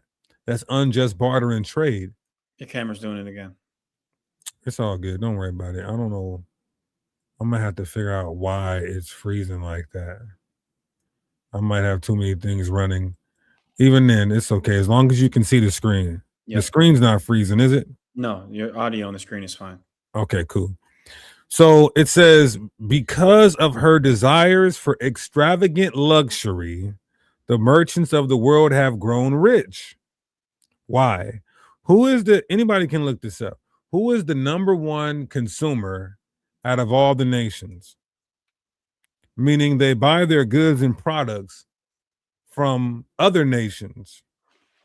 It's not homegrown.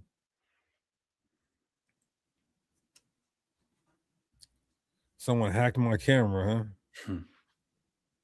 Is my camera good now? Hassad? Yeah, you're good now. Okay.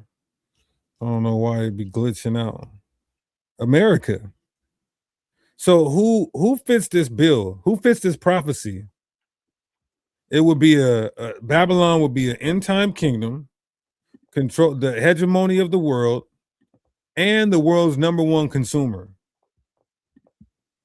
I'll be right back. That's what it says. Everything made in China. Then I heard another voice calling from heaven. Another voice calling from heaven, and it said, "Come out of her, my people. Do not partake in her sins, or you will be punished with her. For her sins have piled as high as heaven, and God remembers her evil deeds. Do to her as she has done to others. Double her penalty for all her evil deeds. She brewed a cup of terror for others, so it brewed twice as much for her." This is why the Bible depicts Babylon as being destroyed in totality by ICBM missile in 1 hour, in but a moment, and never to rise again. That's how much evil and wickedness her sins have reached unto heaven.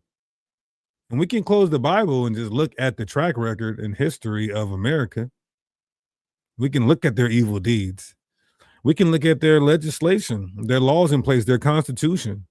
We can look at the records and see the evil deeds of America. And they outweigh and surpass every other nation since ancient civilization.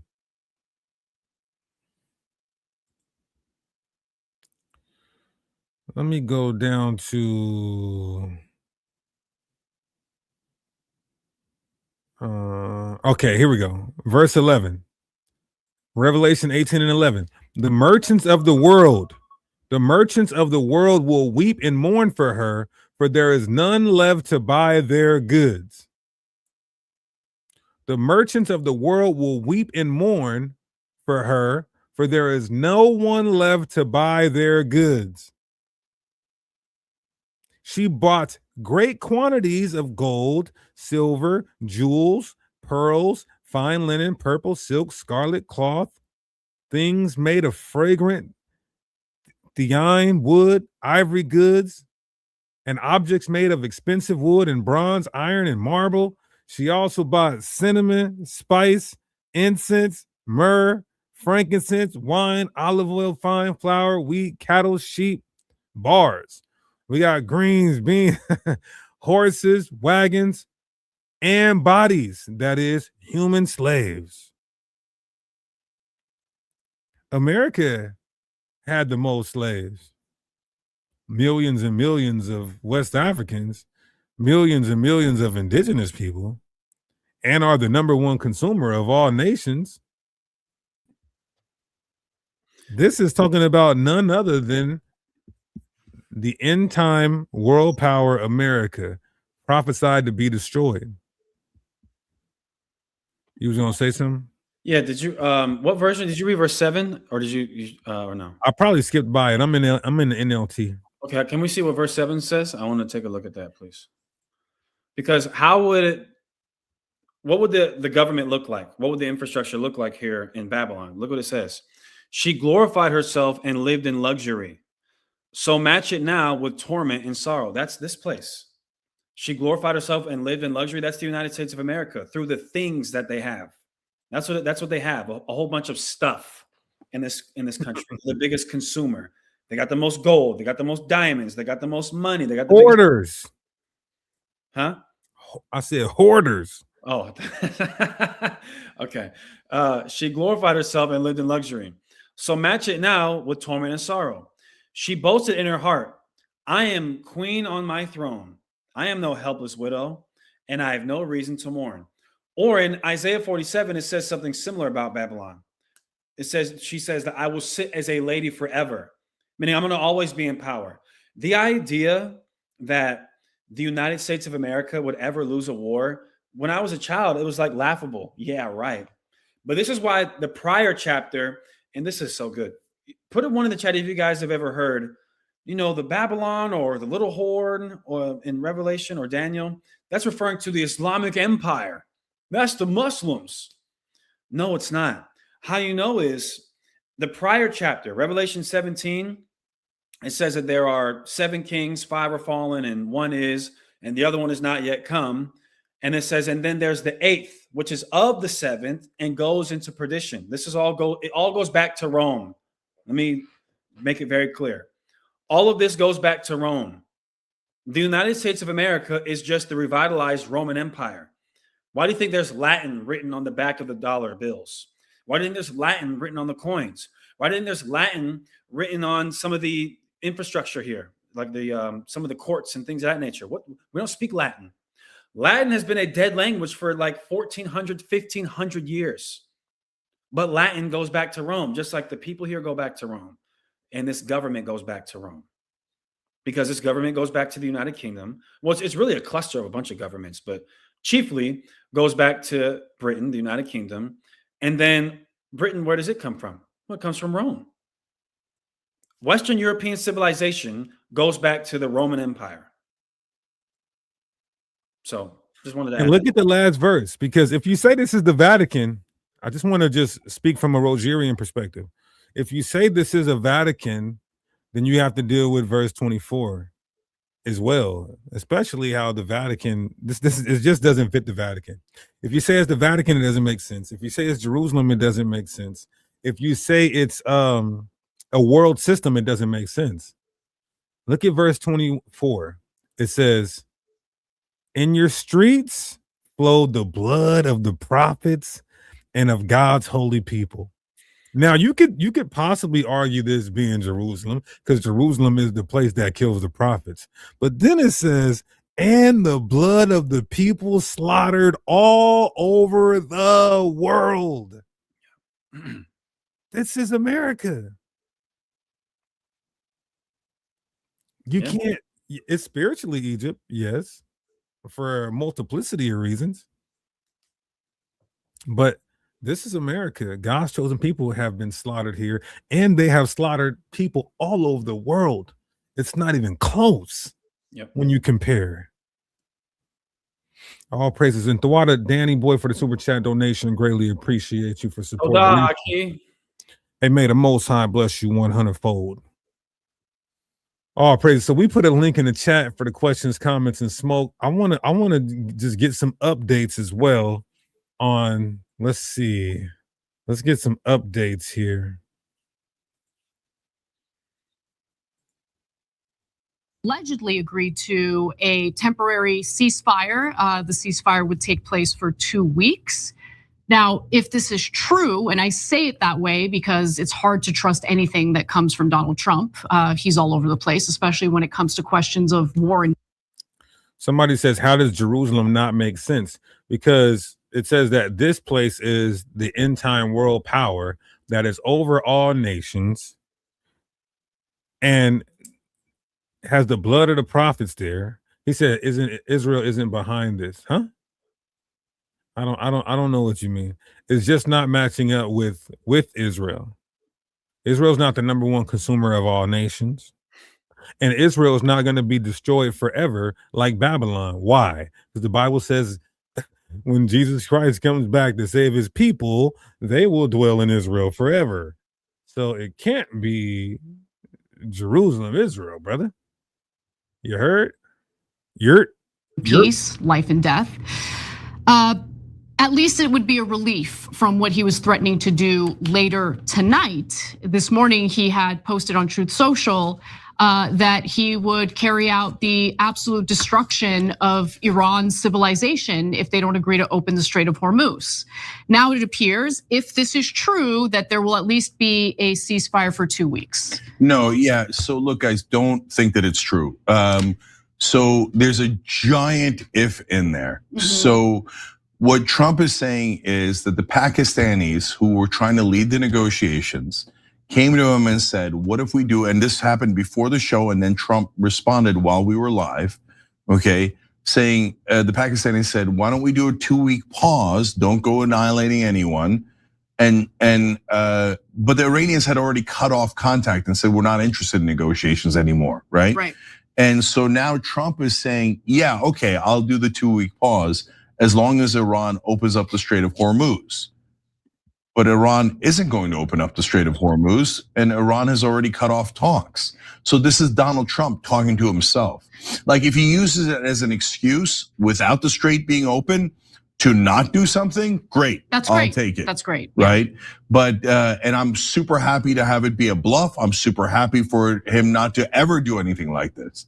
But understand that it's fake because there is no one else at the negotiating table. So I want to actually read you what Trump posted verbatim, and I'm terrified for the Pakistanis.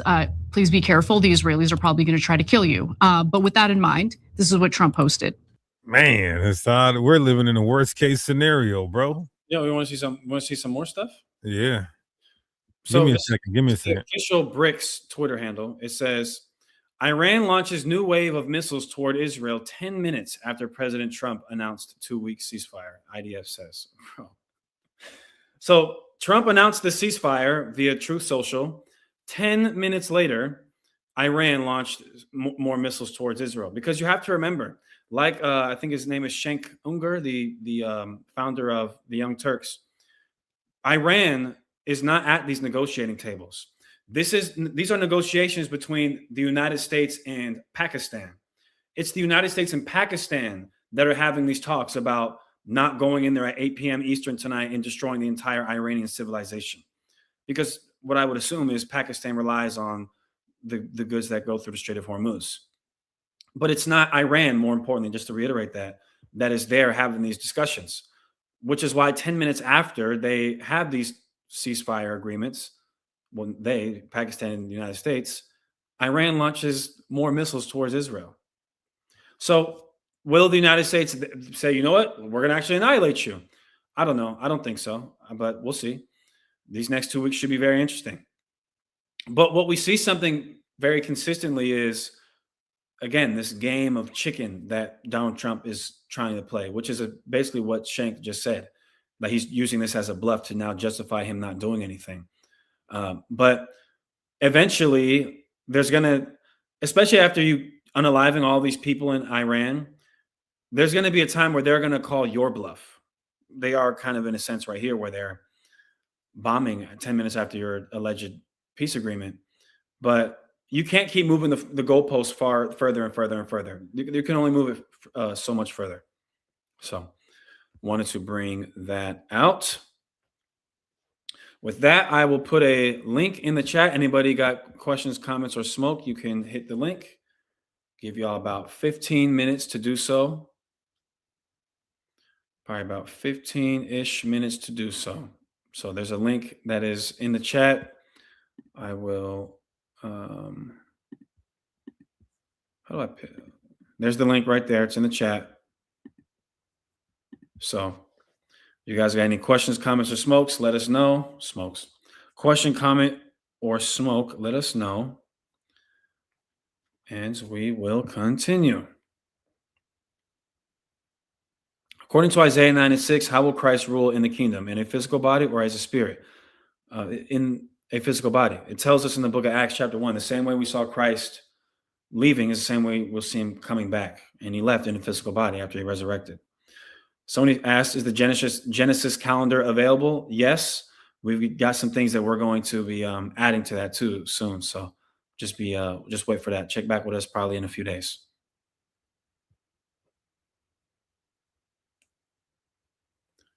Questions in the chat.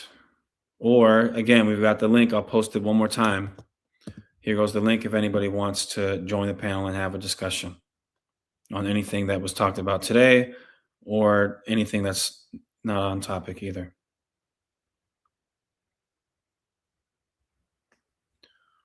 Okay. And again, I would ask that you guys like and share the video if you haven't already, and make sure you're subscribed and hit that notification bell. There's one of y'all that's like too lazy right now to just scroll up for a half a second and hit the like button. Just do it, please, because you know I'm talking to you, and hit the dang subscribe button, or don't and go to hell. No, I'm kidding. Good stuff. Based on conversations with Prime Minister Shehbaz Sharif and Field Marshal Asim Munir of Pakistan, and wherein they repeated that I hold off the destruction force being sent. He said, why do brothers use Isaiah 27 for Leviathan coming back? Probably because they're not prophets. I'm not going to say they're false prophets. They're just not prophets. Yeah, this isn't talking about the actual Leviathan. So I don't know why somebody, in that day the Lord with sorcery will punish Leviathan. This isn't even talking about Leviathan coming back. This is talking about Leviathan being destroyed. And this isn't the actual Leviathan. Leviathan is three things when you look at all the times it's used. It could represent all aquatic life, as in 2nd Ezra 6, the creation story. It can represent a sea monster for sure, or it can represent an oppressive empire, because Leviathan is a wreathed animal. That's why it's called that crooked serpent. And then you see the serpent, the dragon in Revelation, that's an empire. So it can mean those things. Let's see. Just agreed to a 2-week ceasefire. Christ will be in our body. Yeah. I have a question regarding tithes. Regarding tithes, do you see it fit to use our tithe refunds for our taxes? Huh? Tithe. We don't. First of all, you don't pay tithes unless there's a high priest and temple established. Yeah. Anyone saying that you have to pay tithes is lying to It's you. robbing you and lying to you. And robbing you. I watched your video about Passover, which I agree with. Should we celebrate tabernacles, or since we don't have the material to make this specific tent, you can do it in commemoration, but you're not keeping that law.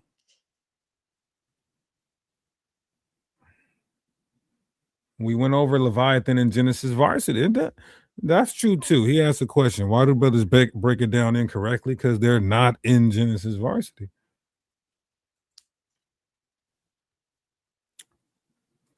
Will there be an eternal reign of kings being elected through us in Israel when the true bloodline returns? That brother got some. I don't know if it's just how I'm reading it or how he's wording it that I can't understand what he means. Wait, somebody said Jesus was an Edomite? Judas. Oh. Either way, it's still ridiculous. Not true. Speaking of serpents, do you consider the NASA Artemis deception a tool against God's firmament, or do you consider it to be a more of a worldly topic? That's a good question. Do I believe that they're going to the moon? I don't know. I don't know about all that. Yeah. Man. Is it unmanned, right? No, I think there's people on it. Yeah, there's people on it. So they just went to the moon for the first time since 1969? Well, I'm not. Let me see. Let me just make sure. Because once I see it. Yeah, I don't think them people are going to the moon. Oh no, they're not on it. They're not on it. My bad. It's an unmanned thing. Yeah, I still think that that's probably fake. A deep fake, huh? Maybe. Somebody said, how do you feel about the New American Standard Bible? I think there's probably some good stuff in there.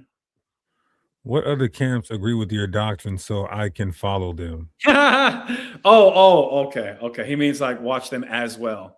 I mean, I thought he meant to see you guys. We've been getting so much hate. You follow that. You follow him. Right. We've been getting so much hate lately that when I read things the first time, I have this lens of hatred, or like deflecting or trying to rather deflect hatred. So I thought he meant like, you guys are right, but I don't like you. So who else teaches what you teach so I can go listen to them instead? My bad. Who else teaches? Shout out. I think you should watch Divine Prospect. You should watch Zion Lex. Who's going to get mad that I didn't mention them? I think it'd be better for me to mention who not to watch. No, I'm kidding. Yeah, we're not One West, though. Yeah. Since Trump canceled, does that mean Jesus did too? Judean tribe. Shalom, what's good? What's going on, Deacon, Hassad? How y'all boys doing? We all right, bro. What's going on? I was making a statement earlier. Well, a post that Egypt had a video showing miles and miles and miles of like weapons, underground. So that's the reason why I made that post online right there. I thought that was also, Iran. I thought that was Iran. Yeah, they had like. No, me and you watched the same channels. Go ahead. I thought that was the missiles. They were in these like carts, right? No, this is actually a video that showed Egypt having like weapons on the ground going for miles. And me and you watch some of the same channels. I watch Canadian Prepper, and he was also one of the ones that showed that video. Like I think it was like maybe a couple of years ago, where Egypt had all of these weapons going for miles and miles. So when you was bringing up the prophecy, I think in Ezekiel chapter 39, where it talks about Russia and all of their bands, and then it mentions 38. Egypt is a part of that. It's Ezekiel 38. You said Egypt is in there. Where? Libya? No, Egypt. It says Egypt. It don't say Egypt here. You just when you posted it had it on there. It had Egypt. No, Ethiopia. You talking about Ezekiel 36 or you talking about bricks? No, he's talking about Ezekiel 38. Or 38, I mean. We didn't even touch bricks today. It was what you just had on. You just had it on the screen that said Egypt. Oh, you. Nope. Well, anyway, I was just making the assertion, because of the fact that I saw that video with Egypt, and they have all of those weapons, and there's many Arabs that live in Egypt, so it's a possibility that Egypt is funding or helping Iran as well. Yeah, there's no cool with Israel, so I don't know about all that. Yeah, there's no prophecy with Gog and Magog linking up with Egypt. The best you can do is say Libya, which is North Africa, and Egypt is possibly a part of that. Oh, okay. Well, I know for a fact that I just saw that video. Okay. Well, even if that's the case, hey, the more allies against the beast system, the better. I know in Ezekiel 38 it talks about Russia and all of their bans, but somewhere along the line, I think Egypt is a part of that as well. It does say all of their bans. Yeah, it could. It doesn't necessarily say Egypt in Ezekiel 38. Mm-hmm. It doesn't, but I get what you're saying. It Go could ahead, be. It's Deacon. not, I got a delay. It's a delay in between me and you, so I'm looking at the screen. It's a delay. Probably got YouTube playing in the background, but all praise to the Most High. All right, we appreciate you, my brother. Yes, sir. Yes, sir. And listen, say that again, Hassan. No, it's a delay, but we said we appreciate you, King. Oh, okay. Well, I was the one that spoke to you guys in the last session when we talked, and I'm the one that said I've been following you guys since 2017. All praise to the Most High. So I love you boys, man. Y'all keep doing what you're doing. You know what I'm saying? Yes, sir. Love you too, brother. Can't and all stop. praises Won't to stop. the Most High. All praise to the Most All High. praise to the Most High. Hey, can't stop. Won't stop. Jacob, shalom. What's good? Hey, shalom, Assad. Hey, priest. Hey, what's going on, brother Jacob? Hey, recently, priest, you had mentioned that the Persians would need to be scattered first. You were thinking, I don't know that I totally understood what you were talking about then. Is there a way you could pull that up and kind of go over that? And Yeah, that's good. Do you still believe in that? Or Ezekiel, Ezekiel 29. Ezekiel 29, or is it? No, it is Jeremiah. What am I talking about? Jeremiah 49. Yeah, I'm leaning towards some duality, and or it's not hyper literal and it was fulfilled already. Do you think it's possible that, like, if they strike the power plants or the nuclear power plants, a crisis, the refugee crisis? What you about to say? Yeah, exactly. They scatter because of that, and then maybe they're supposed to regroup later and then attack Israel, right? At that point, it's a possibility for sure. That's something I thought. Like you said, because there's Iran, I believe, threatened to attack this plant in, I believe, Saudi Arabia that basically gives all the water to the surrounding nations, to where if it was attacked, it would, like you said, create a humongous refugee crisis of people trying to flee to nations that had access to clean drinking water and food supplies, etc. So that's a possibility. But me and Priest were talking about this not so long ago. We got to look at Jeremiah 49 again, because it's not conclusive. Even scholars look at it and like, well, we believe it happened here, and it's going to happen again later to bring its full culmination. But it's definitely interesting.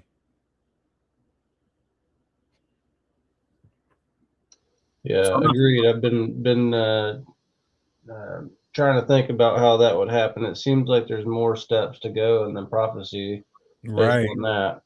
So here's the thing, everybody, if, and you heard it here first, if it happens like America gets to up on them, scatters them, then that means Jeremiah 49 has some duality as far as verses 34 until the end when it comes to Elam, which is Persia, which is Iran. Because we didn't see this in detail happening in the biblical historicity or any in extra biblical sources, where it says, I will bring enemies from all directions and I will scatter the people of Elam, which is Iran, to the four winds. They will be exiled to countries around the world. I myself will go with Elam's enemies to shatter it in my fierce anger. I will bring great disaster on the people of Elam, says the Lord. Their enemies will chase them with the sword. So even when they get scattered, they will be chased down then. I will set my throne in Elam. What does that mean?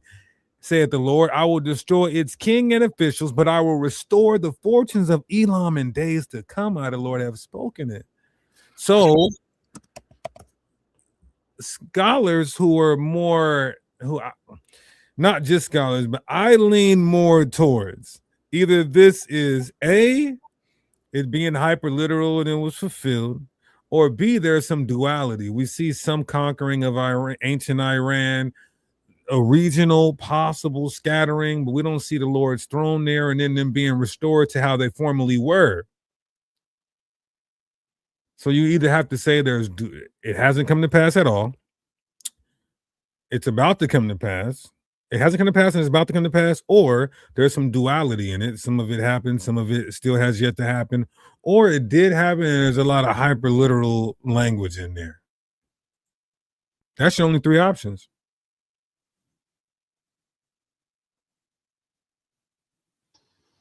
I appreciate you. Yeah, thanks for going over that again.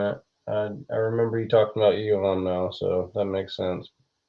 All praises. Shalom, brother Jacob. All right, let's see. Shalom, snaking and eating seasoning homemade enchiladas, guacamole, hot and spicy, new flavored chips, peanut butter. I love what? Bro, did you just he's just letting us know what he's eating? All right. No, he just ate a marijuana edible and now he has the munchies. You got the munchies, brother? Right. In closing, I want to show y'all something real quick. This just came out via Fox News. Let me share my screen. Are now wailing over Tel Aviv. Mike, what are we seeing there? Well, Jesse, as anticipated, the sirens are now wailing over Tel Aviv, indicating that another missile is inbound. And it looks like those bright lights in the sky are missiles. And it Let's go! Like an interceptor that is in hot pursuit of the missiles. And it's always quite dramatic when you see those interceptors going after it. And these ones might disappear behind our building here, and we're going to lose sight of them. But they're still quite lethal and coming into Tel Aviv. And I didn't see an interception in this case.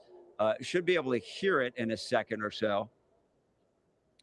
And it's still quite lethal when there's an interception. Most of what we see out here are those cluster bombs in recent days. But when you get a conventional warhead with that powerful explosive, obviously you hope that the interceptors can get it. And the interceptors are about 90% effective, but that means 10% get through.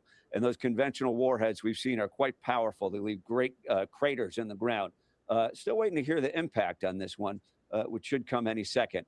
But we saw two lights in the sky there. And there was another flash off in the distance. I'm rooting for a war. Somebody says you're rooting for Satan. I'm rooting for a war. Satan don't do war on earth. God said he brings war. Exodus 15, the Lord is a man of war. Job 12 and 22, he destroys the nations and then builds them back up again. You must be a black Christian. Now Tazak says Jeremiah 49 happened. Okay, show me where they were exiled worldwide. And also show me when the Lord put his throne there. And then show me where they were restored. I want to see that sequence so that I can say, okay, this absolutely happened. I know you were a Mexican Catholic. It says the same thing about Moab. Where? It does. The same exact thing? I will bring again the captivity of Moab, something like that. Yeah, but did it say the same exact thing? Where's it at? Jeremiah 48? Okay, let's go to Jeremiah. No, that's Jeremiah 48. Let's go to 48. Okay.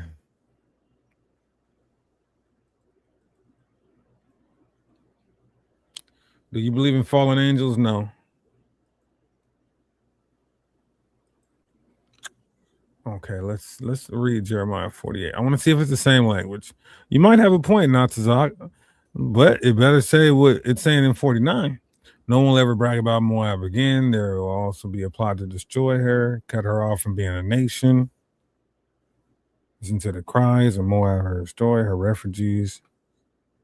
Descending to the slope, flee for your lives because you have trusted in your wealth. Your god Chemosh with his priest officials will be hauled off into distant lands. All the towns will be destroyed and no one will escape. Either the plateaus of the valley for the Lord has spoken it. Oh, that Moab had wings so she can fly away from her towns. Curse and soar for Moab has lived in peace, never going into exile. He is like, let us settle. But the time is coming, says Lord, when I will send men to pour out a jar, at least Moab's and idol commands, as the people of Israel are ashamed. Bethel, but now Moab is returned destroyed. The most promising fathers. Destruction is coming fast from Moab. Calamity threatens you ominously. Your friends Moab come down, sit in the dust. You people shout with people of Moab and reply because Moab judgment has been poured out on their cities. Let them stagger, fall like drunkards. Do not ridicule or they cut off you people of Moab from your town. Okay. Heard of pride of Moab. I will mourn. My heart is broken. Joy and gladness. No one treads upon grapes. Instead, I will put an end to Moab for the people offer sacrifices. Oh, my heart moans. There is crying in Moab, every street. And see the shame of Moab and his neighbors. This is what the sword says. Moab will no longer be a nation, for it is boasted against the Lord. Terror traps, snares those who flee in terror. I don't see that same language. But I will restore the fortunes. Okay, so we do see that he will restore them. But I don't see a worldwide scattering and the Lord setting his throne there. This is the only thing I see. Okay, he's going to restore Moab. But where do we see this happening with Elam? When it says he will bring enemies on them from all directions, scatter the people of Elam to the four winds. To the four winds is indicative of it being a worldwide exile, a worldwide diaspora.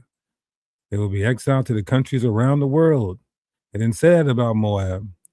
I myself will go with Elam's enemies to shatter it in my fierce anger, great disaster upon the people of Elam, and then be chased by the sword. I will set my throne in Elam. What does this mean, and when did that happen? And then after all of that, he will restore them? We got to have better answers than that. Hassan, did you go back on purpose? Oh, yeah, my bad. I'm back now. No, you're good. I was making a phone call. Hey, love you too, Brother Carl. All praise to the Most High. Okay. So we have reached our 2-hour minute mark. How you want to end this, Hassad? What's going on, my good brother? Man, all praise the Most High. Appreciate y'all for tuning in. Make sure y'all like and share the video on the way out. If you have not, please make sure to subscribe as well. And we will be back. You're a Mexican Catholic. Would you like to join the panel? Mexican Catholic? Let's end this with some quick smoke. He says, what does the word Iran mean? It means land of the Aryans. Literally what Iran means. Isn't that crazy? The Which first is why it's funny. Which is why it's funny that, you know, the evil mustache man and them were claiming to be Aryan.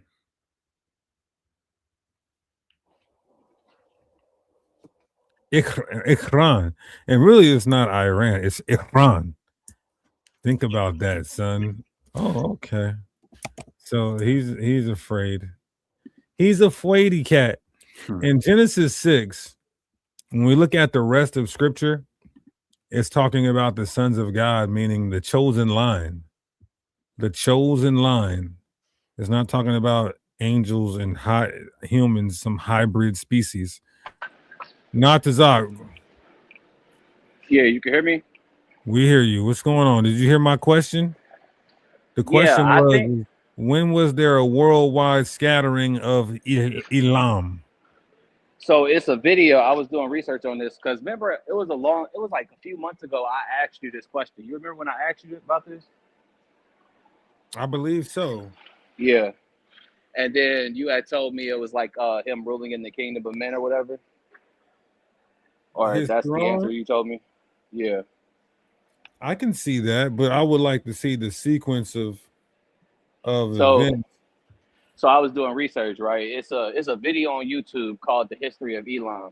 And it literally shows from the time of like before Israel was scattered, and it was going into like how like the Assyrians and Babylonians conquered some of Elam, and then it showed like even in the later times of like 500 AD around the Islamic conquest of how they conquered Elam, and then it literally shows how Iran and like all of those people of Persia had reclaimed India and all of those lands before it like got divvied up between like Iran, India, and Pakistan in those times. It literally shows like how they became those countries. So I think that prophecy, when it was saying Moab would be destroyed and cut off as a people, that's kind of given the same implication as we were reading 49 when it says that I will scatter them with the sword. We don't see scatter, but we do see that language of like I will destroy them off the face of the earth, you know, and that's kind of still giving the implication that they wouldn't be scattered, but they would be destroyed as a nation. Mm-hmm. Yeah, I just would like to explain it better. This is one I of will them look at that video. Yeah, this is one of them verses. You can send it to me too, but this is one of them verses. This and Ezekiel 26, I believe, or Ezekiel 29. This is one of them verses that, you know, the Kemetic community will try to use to say, oh, look, this is a failed prophecy. So I definitely would like to, you know, But couldn't we have also utilize how like because it's funny because you know we you knew can the world use in the three parts. Stella. You can We use knew the it was three parts. Stella. Yeah, but there is no evidence even for the 3 parts. I'm saying like we knew the world was divvied up into like 3 parts: Africa, Asia Major, or whatever, and Yeah, then but we like don't the even see Japhetic lands. Yeah, but what I'm saying is we don't see a scattering of Elam even in the 3-part world. But and I'm gonna send you this video. It does say that they were cascaded out of the land. It does show them being dispersed out into those 4 places. It says that they were scattered into Asia, into the Japhetic lands, and then they were also some of them scattered into Africa. And I'm saying like it's funny with this word world right here if we're going to give it like that latter day connotation, because the same is said in Jeremiah 48 saying that I will raise Moab up in the latter days. It says But the it doesn't exact say same thing. 4 winds though. So I'm just saying we have to have a more tight, concretely exegesis in response if you're a apologist. That's all I'm saying. All right, I'm gonna send you the video because I think me personally, I believe it came to pass with the spreading of Islam and then how they reclaimed a Wait, lot of India. you think this is 700 AD? If I'm gonna show you this video, it literally goes into the time of Elam before we were scattered as a nation in like around like 1000 BCE. And it literally Okay. goes from 1000 BCE all the way up into when India was divided, Pakistan and Iran, and how So they when was became that judgment? When did that judgment happen on Moab? I believe that that's talking about. I wouldn't say Genghis Khan, but I would say that it has to deal with some sort of historicity before Genghis Khan. That's just me personally. What year would that be, circa? Genghis Khan was running.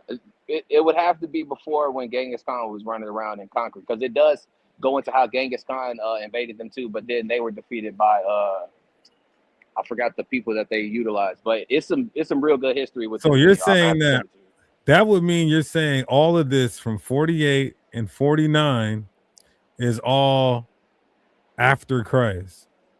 No, well, yeah. I would say yeah. It happened in AD. Some of it happened in AD. So this could be. I don't know if I would take that position because it's not consistent. A lot of this happened with Babylon. So we would be saying, yeah, this is 500 BC, and then this next verse is 1000 AD, and then this next part is 700 AD. You see what I'm saying? So are you saying, and this is my last question, I know y'all want to get out of here. So are you saying that the latter end of that, when it's talking about Elam, that's end time connotation, but the verses before it is talking about during the antiquity of Jeremiah? No, I'm saying what I'm leaning towards is this, that it's either it already came to pass fully and it's hyper literal, but we would have to show that example somewhere else, or that there's duality in this prophecy. Some of it happened during the time of Nebuchadnezzar, like the rest of the context, with other judgments on other nations, and then there's some to possibly be fulfilled. That's my two options right now. I would probably say the same. I would say it's dual. But I'm gonna send you this video. And it's only like a 15-minute video. It's not even that long. But I was looking up some of the stuff on ChatGPT and Google, and it does check out that some of these wars were happening in Elam, and some of those people were dispersed into Africa, into what they were calling Europe, but we knew it was the Japhetic lands, and then some of them were pushed into Asia, because this is why we have a lot of Asian like Indians practicing like the Hindu religion and also practicing Islam. They literally go into like how they were adopting those customs, like some of the Asian people. Mm-hmm. All right, well, send it to me. It's all good, my beloved. All right, shalom, y'all. Shalom, y'all. Ken. Peace. All praises. All right, so we're about to end this and get on up out of here. Let's end this by giving all praise to the Most High. Hit the Genesis Varsity Online Academy, specializing for Hebrew apologetics. Join the camp, join the congregation, do the Lord's work, help support the Lord's work. TG Ministries, join the camp, y'all. We in the city near you. Hit the email tgcministries144@gmail.com, or you can hit Deacon at genesis144.com. It's on the screen. We'll see y'all Friday. Let's see what happens. Apparently, Iran is bombing the hell out of the U.S. and Israel right now. So y'all go turn on the news right now. That's what I'm about to do. Shalom.